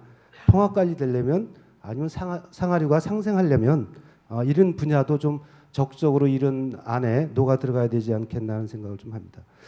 마지막으로 최근에 저희 강원도에서 수자원 관리 계획을 수립했습니다. 지금 아마 해고 있습니다. 마무리 단계인데 수자원의 조사 계획 및 관리에 관한 법률이죠. 법률에 의해서 법정 개혁을 하고 있는데 뭐 내용적인 측면을 떠나서 이걸 왜 해야 되느냐 그렇죠? 보고 정말 속이 좀 터지는 그러한 생각을 좀 했습니다.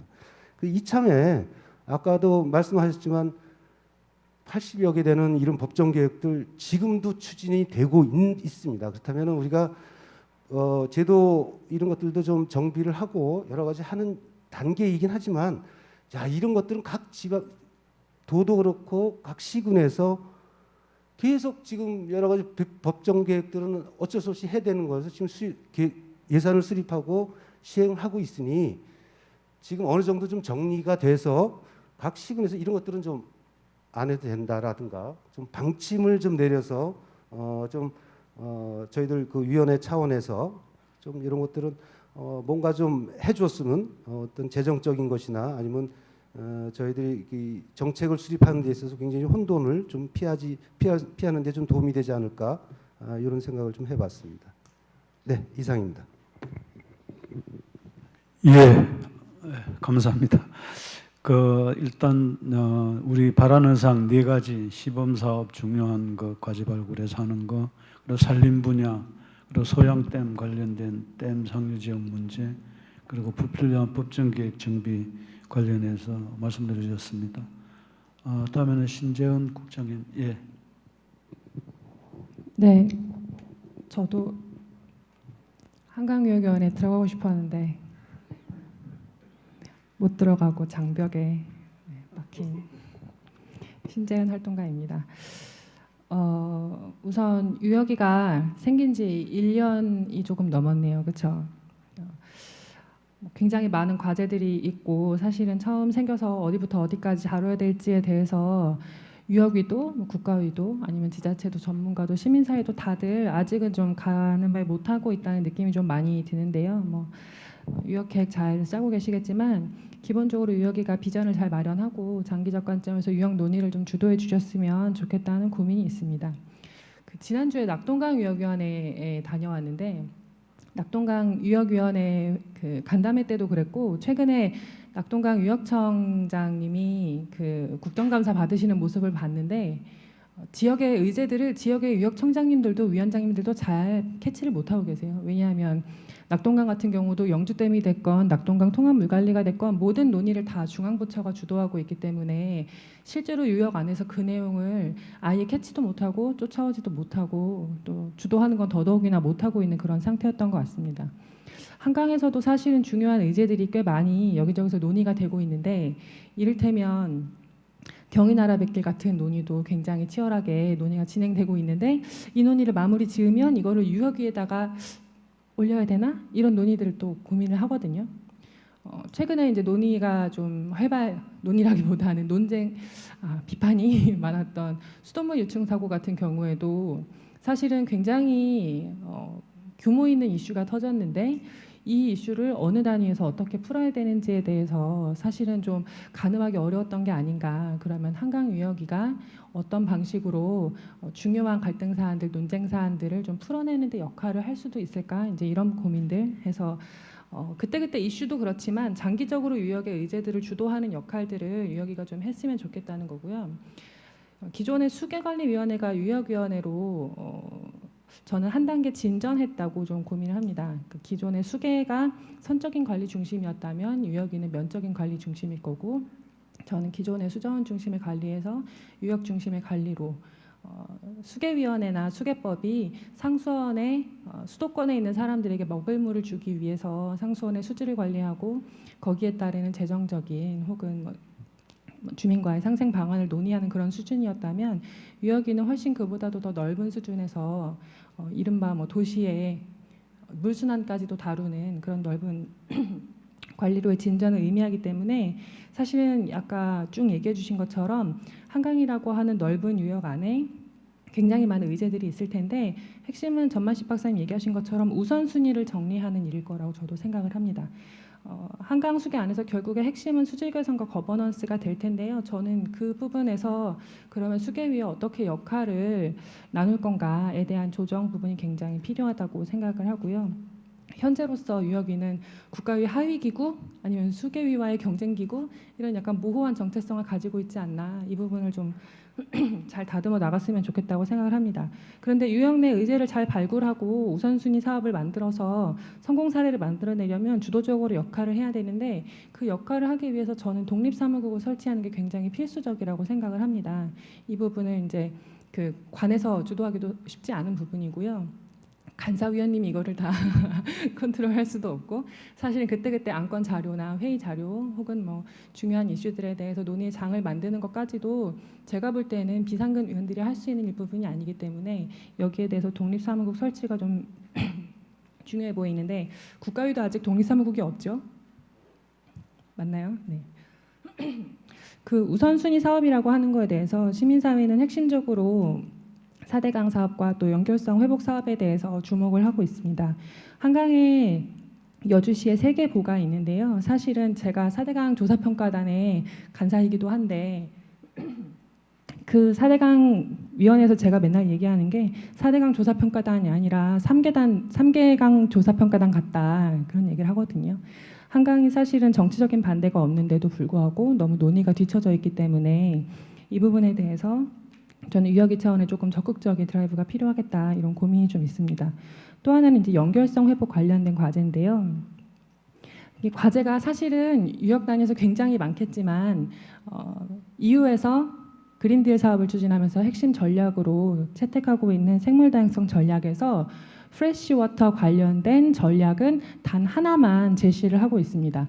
담수 생태계 생물 다양성을 확보하기 위한 전략을 하나 제시한 게 뭘까요? 그게 바로 보철거입니다. 2030년까지 25,000km 강을 자유롭게 흐르게 하는 게 단 하나의 담수 생태계 생물 다양성 전략입니다. 1km당 하나의 댐이나 보가 있다고 알려져 있는데 25,000km의 강을 자유롭게 흐르게 하겠다라고 하는 거는 앞으로 10년 안에 25,000개, 최소한 25,000개 이상의 댐과 보를 철거하겠다라고 하는 의미이기 때문에 우리도 이 부분에 좀 착안해서 사실은 한강에서의 수질 개선, 수생태계 회복이라고 하는 과제의 핵심 전략을 좀 고민해 볼 수가 있지 않을까, 그런 차원에서 사실은 용도가 상실된 보가 수도권에 제일 많습니다. 당연하지 않겠습니까? 그렇죠? 기존의 농업용 시설로 쓰이던 것이 택지화되고 하면서 용도를 가장 많이 상실한 게 사실은 수도권에 많이 있고, 공릉천, 탄천 등의 시범사업, 계곡 불법 시설 철거 등등의 사실은 굉장히 성공적인 사례가 많고, 행정 역량이나 시민사회, 정치 역량도 굉장히 풍부해서 저는 이 부분에 대해서 핵심적인 과제를 만들고 성과를 낼 필요가 있다, 이렇게 생각을 합니다. 앞으로 유여기가 좀 이런 여러 이슈들을 잘 챙겨서 성공적인 유역 관리 모델을 좀 만들어 주셨으면 좋겠습니다. 감사합니다. 감사합니다. 중앙부처 주도에 관한 물관리 개선, 그리고 아마 장기적인 의제를 이렇게 유역물관리위원회에서 주도를 했으면 좋겠다라고 말씀을 하셨고, 특히 우선순위를 선정을 해서 체계적으로 추진하고, 그리고 이제 특히 하천 연결성 같은 경우는 한강 좀 적극적으로 대응을 해달라는 그런 말씀하셨습니다. 다음에는 우리 중앙일보 강찬수 기자님 부탁드리겠습니다. 예, 반갑습니다. 저는 중앙일보에서 환경 전문 기자로 일을 하고 있습니다. 오늘 행사가 이제 춘천물 포럼이니까요. 제가 이제 오늘 서울에서 출발해서 춘천으로 왔는데, 춘천 경춘 옛길 이렇게 오다 보니까 30년 전에 제가 이제 그 소양호 수질조사 다니던, 대학원생 때 수질조사 다니던 때가 이제 생각이 납니다. 어쨌든 이제 한강이라는 게 그때부터 이후 지난 30년 이상을 제가 머릿속에서 떠난 적은 없으니까요. 그래서 한강이라는 게 이제 그 홍수, 올 여름처럼 홍수로 우리를 이제 겁을 들 때도 있고, 또 가뭄 때문에 우리를 애타게 할 때도 있고, 또 코로나 때문에 이제 한강 공원에 나가고 싶어 할 정도로 이제 강이라는 게, 우리가 이제 도시에서 생활하지만은 그래도 그 강이라는 게 결코 우리 삶에서 떨어질 수 없는 그런 중요한 거다, 이렇게 생각을 하고 있습니다. 아까 우리 장 교수님도 말씀해 주셨지만 한강이라는 게 우리 국토의 이제 3분의 1 이상을 차지하는 거고, 경제 활동 같은 것, 인구나 이런 것들을 고려한다면은 우리 국토에서 아주 중요한 역할을 하는 게 이제 한강이다, 이렇게 볼 수 있겠습니다. 그래서 국가물관리위원회 아래에 4개의 이제 유역별 위원회가 있지만은 한강유역관리위원회라는 게 그냥 단순하게 4분의 1은 아닌 것 같습니다. 그 이상의 이제 중요한 역할을 해야 될 것 같고요. 그래서 이제 아까 이제 그 물관리 종합계획이라든지 이런 측면에서도 국내에서도 마찬가지고 외국에서도 마찬가지고 중요한 이제 벤치마킹 대상이 되는 만큼 그만큼 더 중요한 역할을 해야 될 것 같습니다. 좀 전에 이제 이 유역물관리위원회와 수계관리위원회를 이제 비교를 좀 해주셨는데, 해주셨는데 사실 그 큰 차이가 뭐냐면, 저는 그렇게 보고 있습니다. 수계관리위원회도 있었지만 그건 주로 이제 정부 베이스 아니면 지자체 베이스에서 참여를 하는 걸로 알고 있고요. 이 유역물관리위원회는 적어도 이제 민간위원들이 아까 22분이라고 하셨나요? 어쨌든 그 민간위원분들이 많이 참석을 하시는데, 그분들이 어떤 역할을 하느냐에 따라서 과거에 이제 물론 수계관리위원회가 이제 주로 수질 쪽을 많이 담당한 건 사실이지만은 훨씬 더 다른 새로운 것들을 찾아낼 수 있을 것 같습니다. 그래서 특히 민간위원분들의 이제 적극적인 참여 이런 것들이 더 중요할 것 같고요. 그런 면에서 이제 제가 좀 말씀드린다면은 공통분모라고 이 4가지를 좀 부탁드리고 싶은 건데요. 그러니까 어떤 문제에 대한 어떤 공감, 그 다음에 어떤 통섭적인 어떤 접근들, 그러니까 여러 다학제적인 어떤 통섭적인 접근이 좀 필요할 것 같고요. 그다음에 당연히 이제 역할 분담이 필요할 거고 대안을 모색한다. 그래서 공통분모라고 제가 이제 기억하기 쉽게 이거 제가 좀 붙여봤습니다. 그래서 그런 쪽으로 위원분들이 많은 역할을 해주셨으면 좋겠고요. 특히 이제 좀 구체적으로 들어가면은 이제 유역물관리 종합계획을 수립하시는 거, 그다음에 우리강 자연성 회복 구상안 마련, 그다음에 기후 변화에 따른 탄력적 보호 처리 운영, 이런 게 이제 아마 지난 1년 동안에 여러 가지 논의 끝에 제시된 핵심 주제가 아닌가, 저는 이게 세 가지 정도 눈에 띄는데요. 물관리 종합계획 같은 경우도 이제 2041년까지를 이제 준비를 하신다니까 그 앞으로 우리 사회가 어떻게 달라질지 잘 모르겠는데 적어도 이제 한강 유역에서의 인구 분포, 인구 변화 아니면 더 나아가서는 지역 소멸 이런 부분도 있을 수 있으니까 현재 상황 외에 좀 더 미래를 내다보면서 유역을 어떻게 관리해야 될지 이런 것도 좀 염두에 두셨으면 좋겠고요. 그다음에 이제 그 보호 문제인데요. 한강에 이제 세 개의 보호가 있는데 말씀하신 대로 이제 낙동강이나 금강이나 영산강에 비해서 이제 한강의 보호 이야기들이 많이 안 나오는데 뭐 한강 수질이 이제 그쪽보다는 낮고요. 상대적으로 녹조 문제 이런 것들이 덜하기 때문이 아닌가 이제 일단 생각을 합니다. 물론 제가 이제 개인적으로 쭉 계산을 해보면은 부영양화 지수 이런 것들이 있는데 이 부영양화 지수 이런 걸 보면은 뭐 영산강이라든지 낙동강, 금강보다는 훨씬 좋으니까 건물을 가둬두더라도 당장 이제 녹조는 안 생기는 거죠. 그럼 녹조가 안 생긴다고 해서 이 보호에 문제가 없느냐? 그건 아닌 것 같고요. 생태계 단절 문제 이런 것들은 뭐 다른 강과 마찬가지일 것 같고요. 그래서 뭐 그에 따라서 토종 물고기가 사라진다든지 어종이 어떻게 바뀐다든지 이런 문제들은 여전히 남아 있으니까 거기에 대한 물론 이제 당연히 이제 지금 말씀하신 대로 회복 구상안 이런 것들에 다 들어가겠지만은 위원분들도 좀 더 거기에 관심을 가져주셔야 될 것 같고 만일에 강을 복원한다든지 그러면은 어느 시기로 우리가 되돌아갈 것이냐 아니면 단순히 과거로 회귀할 것이냐 아니면 또 다른 차원의 다른 모습으로 우리가 나아가야 될 것인지 그에 대한 고민도 필요할 것 같습니다.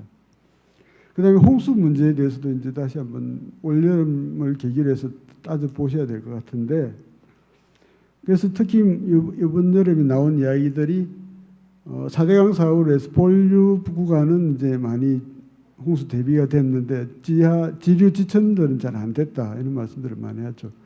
그래서 뭐 4대강 사업을 통해서 한 750평방킬로미터 정도의 본류 부분의 홍수 문제는 해결됐다. 뭐 그런데 그럼 지류지천이 안 됐다 그러면은 지류지천은 한강 수계 같으면 지류지천 중에서 어디가 약한가?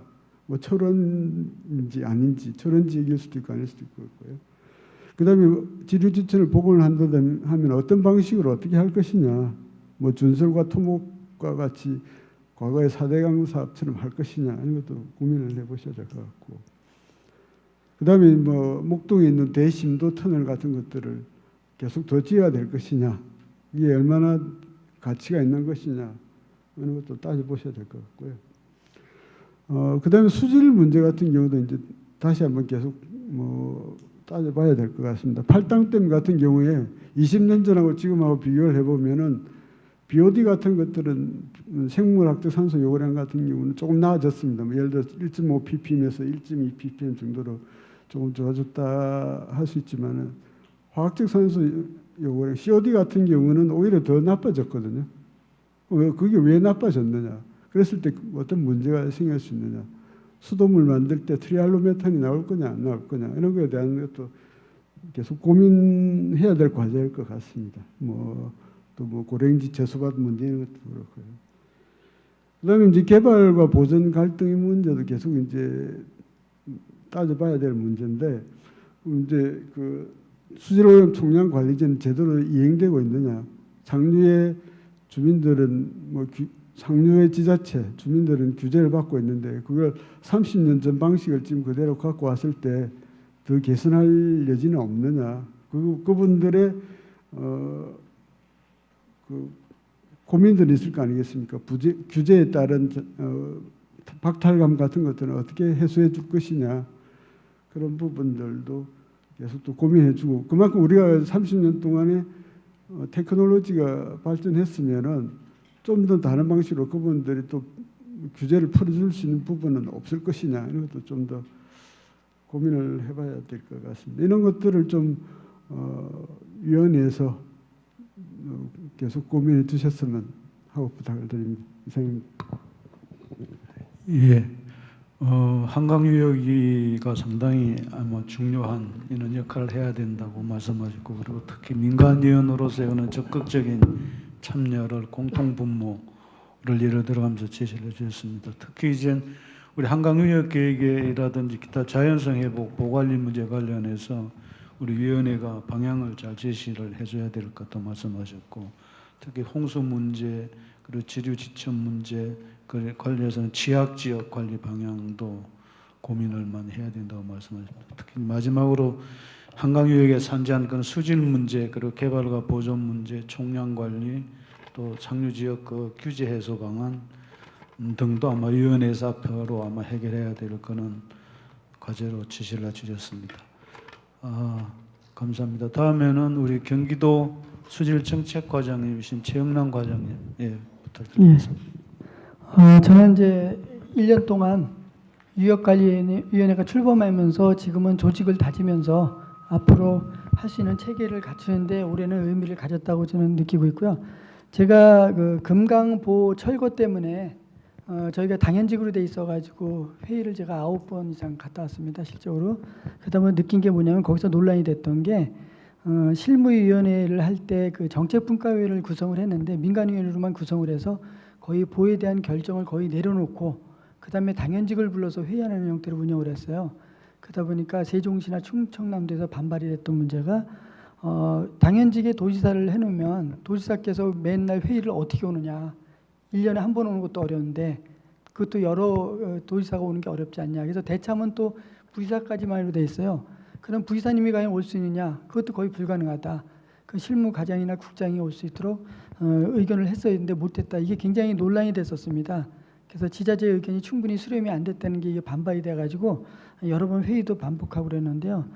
이런 부분에 따라서는 그래서 앞으로 실무위원회나 소위원회 할 때도 당연직 위원들이 좀 의사를 같이 논의하고 할 수 있는 장들을 좀 융통성 있게 좀 마련했으면. 그래서 금강유역관리위원회 위원장님께서 그런 문제는 공감을 하시고 나중에 뭐 법에 이렇게 돼 있으니까 어쩔 수 없다. 그래서 이런 부분 한번 나중에 논의를 해보시겠다고 말씀을 하셨습니다. 그런 방식이 있고, 그 다음에는 이제 그 구성에 있어서 보면 저희 여기 한강에 그 경상북도가 들어가 있거든요.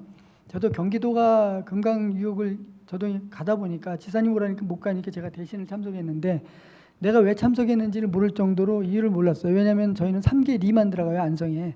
지금 경북이 아마 그럴 겁니다, 위원회면. 근데 저희하고 이제 보니까 금강도 저희하고 경상북도에서 왔는데 서로 과장들 우리 둘이 얘기한 게, 야 우리가 왜 여기 오느냐.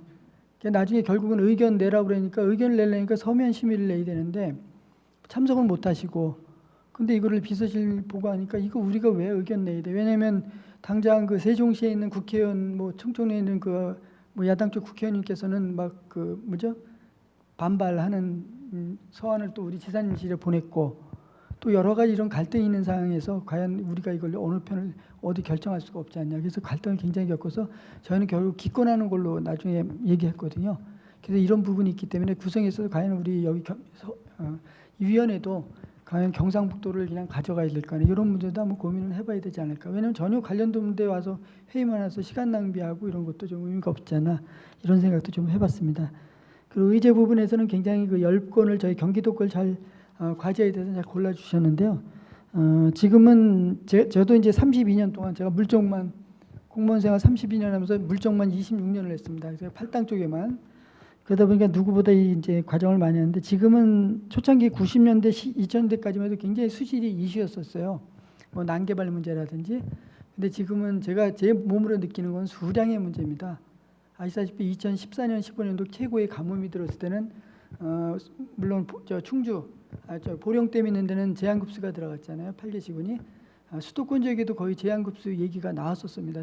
그 정도로 굉장히 수량에 대한 문제가 크고, 굉장히 가뭄과 이제 홍수에 간극이 굉장히 넓어지는 것 같더라고요. 그래서 올해 같은 경우는 제가 몸소 느꼈던 게 팔당이 예전엔 경안천에 마차가 지나갔었대요. 우리 청경들 얘기로는 거기 사는 사람들이. 근데 올해 처음으로 얼음이 얼지 않았습니다. 제가 30년 동안 지켜보면서 얼음이 안 섰해가 올해입니다.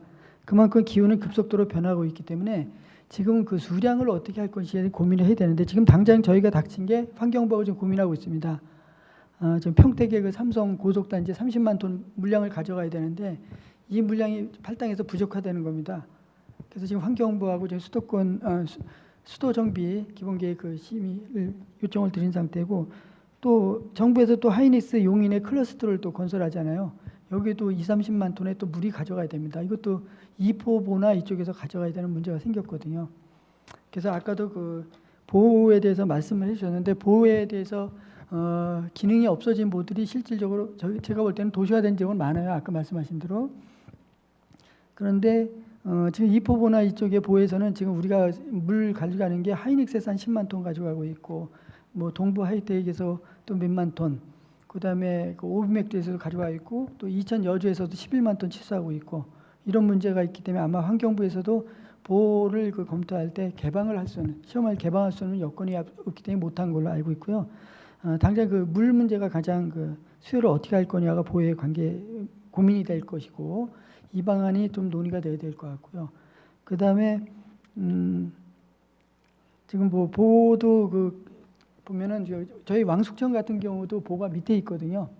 근데 거기는 보를 철거하면 아예 왕숙천은 말라버립니다. 지금 현 보면은 그 구리시 의견이 제가 들어보고서 했는데 그래서 이런 부분이 있기 때문에 보를 해체할 때 무조건 보해차는 게 자연에 좋다고만 생각하지 마시고 과연 이게 그 자연 생태하고 유지의 필요성인가를 분석을 해서 필요한 부분은 없앨 부분들 도시화된 데는 없애도 될 부분들은 없애고 하는 부분은 이런 분들이 나중에 세부적으로 논의되어야 될 것으로 보이고요.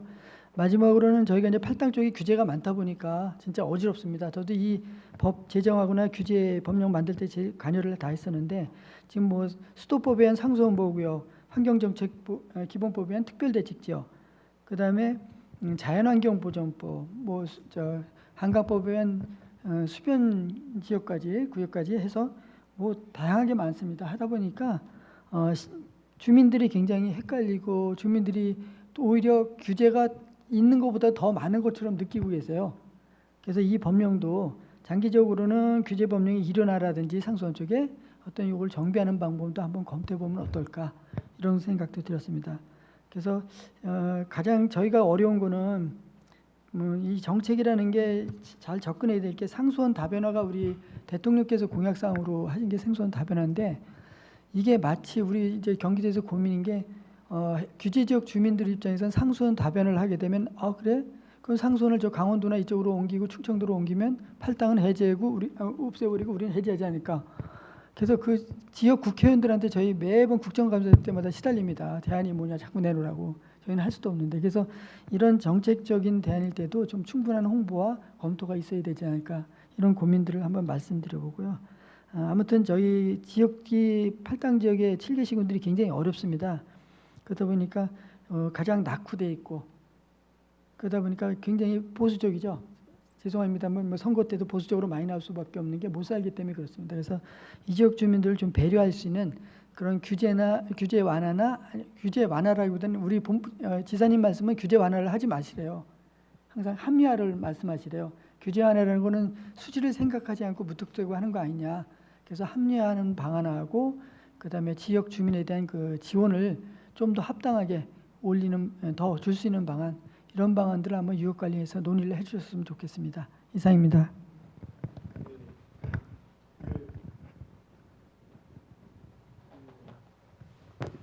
예, 감사합니다. 최은환 과장님께서는 이제 당연직 그 지자체의 그런 소통 문제를 말씀해 주셨고요. 특히 이제 고개방 시에 수량이 상당히 중요하다는 말씀을 하셨습니다. 그리고 이제 특히 이 신규 수요 관련해서 이수 문제도 관련할 때 신중히 고려해야 된다고 말씀하셨고 마지막으로 팔당 규제 관련해서 우리 유역위에서 정책 대안을 많이 좀 고민해 달라고 제안을 하셨습니다. 그러면은 지정 토론 마지막으로 강원도 권수환 팀장님 부탁드리겠습니다. 예, 강원도청 권수환 사무관입니다. 저는 뭐 앞에서 좋은 말씀을 많이 하셨는데요. 제가 요 강원도이기 때문에 저희 강원도 현안 위주로 좀 말씀을 드리도록 하겠습니다. 먼저 발표해 주신 백명수 간사님 발표를 잘 들었습니다. 이게 정부에서 통합 물 관리를 한 이후에 지금 우리 국가나 유역 물관리위원회도 구성이 돼서 지금 오늘 발표하신 것처럼 여러 가지 활동을 하고 계신 것을 알고 있습니다. 저도 몇 번 소위원 하는 데를 다녀오고 했는데요. 지금 활동을 이제 많이 하시고 또 저희 지자체에서는 참여를 많이 못하고 그러니까 이런 이제 활동 경과를 좀 시도의 공유 차원에서 좀 내부적으로 위원회에서 뭐 결정된 사항이라든가 추진되는 사항을 좀 주기적으로 이렇게 지자체에 좀 알려주는 게 좋지 않겠나 이런 생각이 들어서 그런 거 한번 건의 한번 드려보고요. 그리고 두 번째는 저희 유형 물관리위원회에서 첫 번째 기능이 이제 물관리 종합계획을 수립하는 거라고 이렇게 생각이 드는데요. 뭐 여러 가지 전문가들이 이런 말씀을 많이 하시는데 지금 시도에서 또 각종 법령에 따라서 법정 계획을 수립을 하는 게 굉장히 많이 있습니다. 근데 저희들도 이런 법정 계획을 수립을 하고 용역을 하다 보면 실제로 이게 필요해서 하다고 보기보다는 이 법정으로 수립해야 되는 계획이니까 꼭 수립을 해야 된다. 이런 개념이 좀 많은 것 같습니다. 그래서 이번 종합계획에 이런 것을 검토하실 때는 이런 법정계획 같은 거는 좀 유역관리위원회에서 종합계획에다 같이 포함을 시켜 좀 주시는 게 좋고요. 그거를 실행하기 위한 또 법정계획이 또 있습니다. 그 안에 그런 것들은 이제 지자체에서 할 수 있게끔 이런 것들을 좀 구체적으로 좀 검토를 좀 하셔서 구분을 하셔서 좀 해주셨으면 좋겠다. 이런 말씀을 드리고 싶습니다. 그리고 이런 이제 법정 계획들이 세워지고 나면 이런 것들 실행은 뭐 대부분 시도에서 이제 이 역할이라고 생각을 하고 있는데요. 지자체에서는 아직 이 통합 물관리에 대해서 이 개념이 그리고 체감이 잘 안 되는 것 같습니다. 이게 저희들 내부에서도 이렇게 논의를 하고 또 좀 뭐 지휘부하고 얘기를 해도 기존에 하던 대로 해도 지금 아무 문제가 없는 것 같아요. 각 부서에서 하는 대로 지금 추진하다 보니까. 그래서 그런데도 불구하고 이제 다음에 또 말씀을 드리겠지만 업무를 하다 보면 부서 간에 이 부딪히는 것들이 여러 가지가 나오는 거거든요. 그래서 이런 것들을 이제 성공적으로 안착하고 또 지자체와 협업 추진하려면 이런 시도의 역할이 뭔지 또 조직 개편 방향도 좀 이런 위원회 차원에서 좀 그렇게 제시해 주는 게 좋지 않겠나 이런 생각이 들어서 두 가지 좀 말씀을 드렸고요. 그리고 다음에는 장석환 교수님께서 발표해 주신 자료가 실은 이런 것들이 이제 지자체에서 생각하고 있는 거 좋은 말씀이라고 생각이 됩니다. 그래서 저도 뭐 시간이 많지 않기 때문에 저희 강원도의 물 문제, 물 현안 몇 가지에 대해서만 그냥 좀 말씀을 드리면 이런 것들이 지역 현안이구나 이런 위원회에서 좀 아시고 나중에 계획 수립하는데 좀 반영을 해주셨으면 좋겠다고 말씀을 드리겠습니다. 첫 번째 우리 저희 물 현안 문제가 이제 물 부족이죠. 우리 강원도 물 많고 산족한 지역인데도 불구하고 매년 가뭄 때마다 물 부족 사태를 겪고 있습니다. 특히 이제 동해안 속초나 강릉 지역 제한급수 그냥 상습적으로 하고 있는 지역이고요. 이 내륙 지역의 우리 춘천 지역이나 이 화천 지역도 가수기 되면 정말 골짜기 사는 분들 계속 급수차로 날려드려야 될 정도로다가 이렇게 가뭄 때마다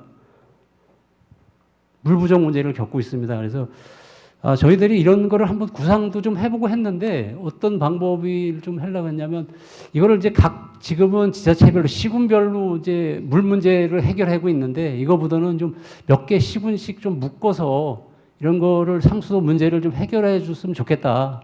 좀 여유가 있는 옆에 시군도 있고 부족한 시군도 있고 그러니까 이게 소유역별로다가 통합 상수도를 하는 방안을 한번 좀 상수도 검토하실 때 우리 위원회에서도 좀 검토해 줬으면 좋겠다는 말씀을 드리고요. 그리고 두 번째는 지금 저희들 제일 그게 빗점 오염은 관리입니다. 그 중에서도 이제 고냉지밭 흙탕물 문제인데요. 저도 이 업무를 지금 한 5년 동안 지금 한 자리 세고 있습니다. 지금 아주 머리가 제일 아픈 업무 중에 하나인데요.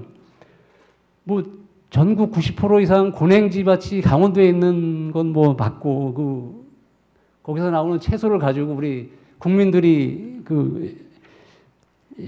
뭐 김치도 해서 드시고 다 드셔야 되기 때문에 하지만 이 탁수 관리가 너무 어려운 거예요. 그래서 이 모든 것이 원인이 농경지이기 때문에 농민들을 규제하는 어려움도 있고 그 농민들을 그렇다고 농사를 못 지게 할 수도 없잖아요. 그래서 또 원인이 그분들이 잘못해서 그런 것도 물론 있겠지만 원인이 뭐 집중호우라든가 홍수라든가 이런 거라도 자연 발생 현상이 많거든요. 그래서 농민들한테다가 어떻게 그 원인 제공 잘하고 말하기도 굉장히 곤란스러운 일입니다. 그래서 이런 것들을 문제가 발생되는데 지금까지 전부 다 사후에 인위적으로 저감 방법을 하고 있으니까 이게 한계가 될 수밖에 없겠더라고요. 저희들이 지금 제가 5년을 해오면서 여러 가지 방법도 새로 해보고 했지만 정말 이 강우로 해서 하늘에서 내리는 거는 저희들이 인위적으로 막기가 굉장히 어려운 문제더라고요. 그래서 근데 이 흙탕물이 올해 같은 경우는 홍수가 많이 있어서 지금 저희 소양댐에서도 가보면 상류는 굉장히 깨끗해요. 근데 지금 발전 방류 되고 있는 물들은 흙탕물이 지금 내려가고 있어요. 그래서 지금 8단까지도 내려가고 있는지 모르겠지만 지금 우리 의암댐까지는 거의 흙탕물로 지금 내려와 있거든요. 그래서 이런 문제들이 어차피 수도권 상수원 8단댐까지 영향이 되니까 이런 것도 좀 정부 차원에서 좀 더 적극적으로 대책 강구가 필요하지 않나 이런 생각이 듭니다. 그리고 마지막으로 저희 지역의 그 물문제로 인한 이제 상하류 갈등 사례가 좀 몇 건이 있어요. 그래서 대표적인 게 지금 도암댐 문제입니다. 도암댐 문제가 지금 거의 20년 이상 발전이 중단되고 있어요. 국가 기관 사업이. 그래서 이런 것들이 그 지역 간의 갈등, 수질 문제로 인한 갈등입니다. 이게 수질을 그 위에 고냉지밭으로 인해서 수질이 악화되니까 이런 것들이 발전 방류에서 남대천으로 흘려 나갔었는데 강릉 주민들이 물이 좀 수질이 안 좋은 거를 받기를 거부하고 해서 지금 한 20년 동안 중지되고 있다가 최근에 또 한수원에서 수질 개선을 하려고 노력을 하고 있거든요. 그래서 이런 것들이 또 주민들하고 갈등이 되니까 이런 문제가 또 있다는 걸 좀 말씀을 드리고 또 한 가지는 이제 상수원 보호구역 관련입니다. 저희가 조금 전에 경기도 과장님도 말씀을 하셨지만 모든 것이 자기 지역에서 해결이 되면 좋은데 지금 2개 시군, 시도에 걸쳐서 이런 것들이 있는 게 있습니다. 저희 원주 상수원 보호구역이 행성에다 영향을 주고 있으니까 4, 50년 동안 행성군에서 상수원 보호구로 해서 공장 설립이 제한받고 여러 가지 이런 거 봤으니까 갈등이 있어서 지금 저희들도 도에서도 많은 고민 끝에 지금 대안으로 저희가 지금 내놓은 게 그 비상 취수원 제도를 도입하는 겁니다. 그 주변 옆에다가 어디 좀 일정 부분 취수가 있는 부분에 수원이 있는 부분을 좀 막아서 그 물을 이제 상수원으로 대체로 쓸 수 있게끔 대신 좀 규제는 조금 완화해질 수 있는 이런 대체 상수원 제도를 지금 건의를 하고 있는데 이것도 수도법 개정이 필요하기 때문에 여러 가지 이제 그 고민과 검토가 많이 필요할 거로 알고 있습니다. 두 번째 말씀드렸던 저희 고냉지밭 관련해서도 이게 고냉지밭에서도 갈등이 생기는데 이게 문제가 특이하더라고요. 저희가 양구 해안이나 홍천 내면 이런 데 고냉지밭이 주로 있는데 그 고냉지밭에 있는 주민들은 피해를 하나도 안 받아요. 자기네들 그 고냉지밭에서 흘러간 바로 인제군으로 내려가고 마는 거예요. 인제 내린천 이라는 데로 내려가서 마는데 내린천은 잘 아시겠지만 그 산수 수료해니까 래프팅 객도 많고 그 캠핑 오시는 분도 많고 그래서 그거를 생업으로 하시는 분들이 많은데 그 하류 지역 피해만 받고 있으니까 그 사람들의 그 민원 발생이 굉장히 많아요. 그래서 서로 그 지자체 간 갈등, 또 아까 말씀드렸던 도합댐도 평창 대관령 고랭지밭에서 나오는 게 평창에서는 또 피해를 하나도 안 봅니다. 거기서 바로 내려가면 또 바로 정선이에요. 그래서 이제 이런 그 상하류 간의 갈등, 그 이런 것들을 좀 그 우리 위원회에서 좀 집중적으로 좀 다뤄서 좀 해결. 이것들이 저희도 이제 자체내로 해결할 수 있는 문제는 저희들이 조정이 필요할 수도 있지만 이게 광역적으로 해야 될 사항들이 많기 때문에 이런 것들을 중앙에서 좀 해주셨으면 좋겠다는 이런 말씀드립니다. 네. 예, 감사합니다. 유역이하고 소통 문제, 그리고 기존 법정계획하고 유역계획에 관한 연계 문제, 그리고 강원도가 가지고 있는 물 해난 관련한 문제 관련해서 유역위에 전문을 하셨습니다. 저희가 3시에 이걸 종결을 지어야 되고요. 그리고 이게 유튜브 생중계가 이 세션으로 마지막으로 끝납니다. 그래서 바로 이어 어떤 조직위원회가 우리 생중계 마무리 발언을 또 해야 되거든요. 해야 되기 때문에 지금 2분 발표하셨는데 간단하게 혹시 뭐 특별하게 뭐 간단하게 혹시 있으면은 말씀해 주시고 마지막으로 뭐 저는 특별하게 지금까지 이렇게 발제 그리고 토론 감사를 드리고요. 시간이 아마 뭐 하여튼 5, 6분 정도 남아 있기 때문에 우리 발제자들이 특별하게 할 말 한 2, 3분 내로 이렇게 말씀 주시면 좋을 것 같습니다. 예.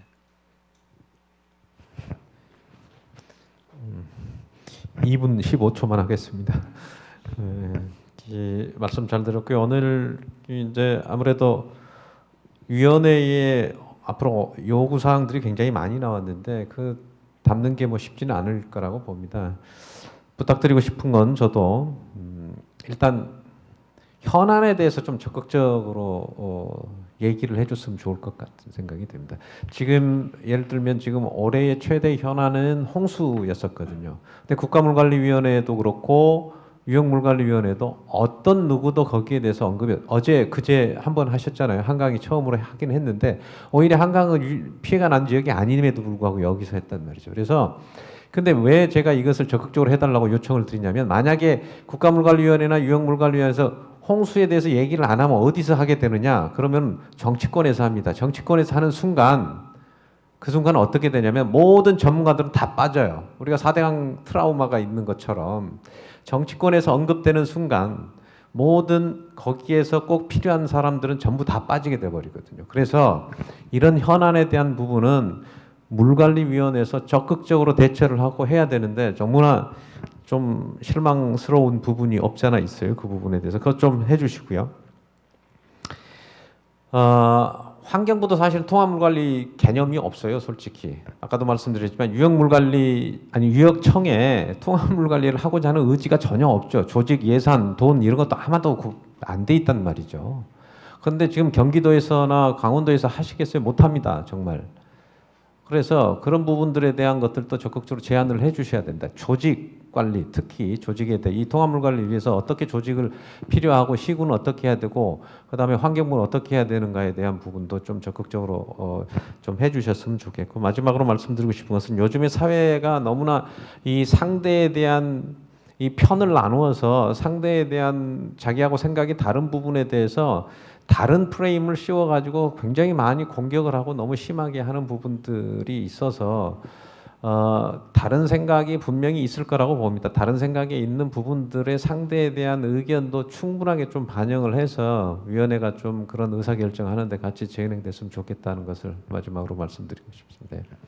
네, 감사합니다. 그러면은 마지막으로 우리 춘천국제물포럼 진장철 이사장님이 우리 이 세션 마무리 및 우리 생중계 관련해서 발언을 하시겠습니다. 잠깐만 앉아주시면 됩니다. 끝날 때까지. 예, 여러분들 수고 많으셨습니다. 발제자, 토론자 여러분들 그리고 저장 맡으신 우리 최지용 박사님 수고 많으셨습니다. 그리고 무엇보다도 함께해 주신 분들, 특히 유튜브를 통해서 보고 계시는 여러분들 수고 많으셨습니다. 좀 도움이 되셨는지 모르겠습니다. 어제부터 시작된 춘천국제물 포럼이 오늘 이 시간으로 끝납니다. 그간 11개 세션에서 29개의 주제가 토론이 됐습니다. 아시다시피 우리 최근의 코로나19 사태가 사회를 여러 가지 어렵게 만들고 저희 춘천국제물 포럼 또한 대단히 어려워서 금년 포럼을 개최할지 말지 많은 고민을 하고요. 그러다 보니까 상당히 많은 부분에 제약이 있었습니다.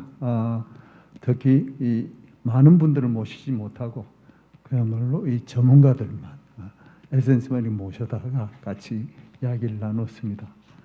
아무튼 이게 처음 하는 방식이다 보니까 여러 가지 또 실수가 있었음을 사죄를 드립니다. 모든 게 처음 하면 다 그런 실수가 있었기 마련인데 심지어 지금 유튜브에 보면은 조회수가 아직 100을 못 넘었습니다. 그 이유는 이미 200번 넘은 그 조회가 중간에 뭐가 잘못된 것이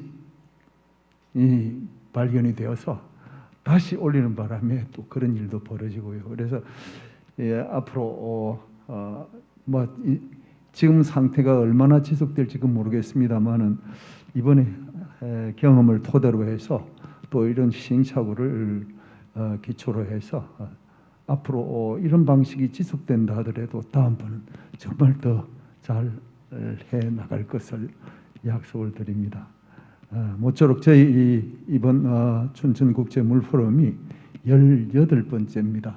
그래서 곧 있으면 20주년 되고요. 저희 꿈은 이 춘천국제물포럼이 우리 사회에 혹은 또 세계적으로 많은 물 논의를 참가하는 모든 분들이 전문가든 공무원이든 그리고 운동가든 여기를 어느 정도 물의 고향일 뿐만 아니라 마음의 고향으로 그리고 나름 배움의 전당으로 그리고 의사 교환의 그런 터로 그렇게 자리 잡게 되기를 소망하면서 열심히 갖고 나갈 것을 약속드립니다. 그럼 무엇보다도 바로 여러분들께서 저희 춘천국제물 포럼을 후원해 주시고 응원해 주시는 그 마음이 저희의 이 노력을 더욱더 열심히 하는 바로 걸음이 되지 않을까 생각이 듭니다. 아무튼 여러분 다들 수고 많으셨습니다. 그리고 시청자 여러분들 대단히 고맙습니다. 앞으로 더욱더 발전하는 그런 춘천국제물 포럼이 되도록 노력하겠습니다. 대단히 고맙습니다. 수고하셨습니다.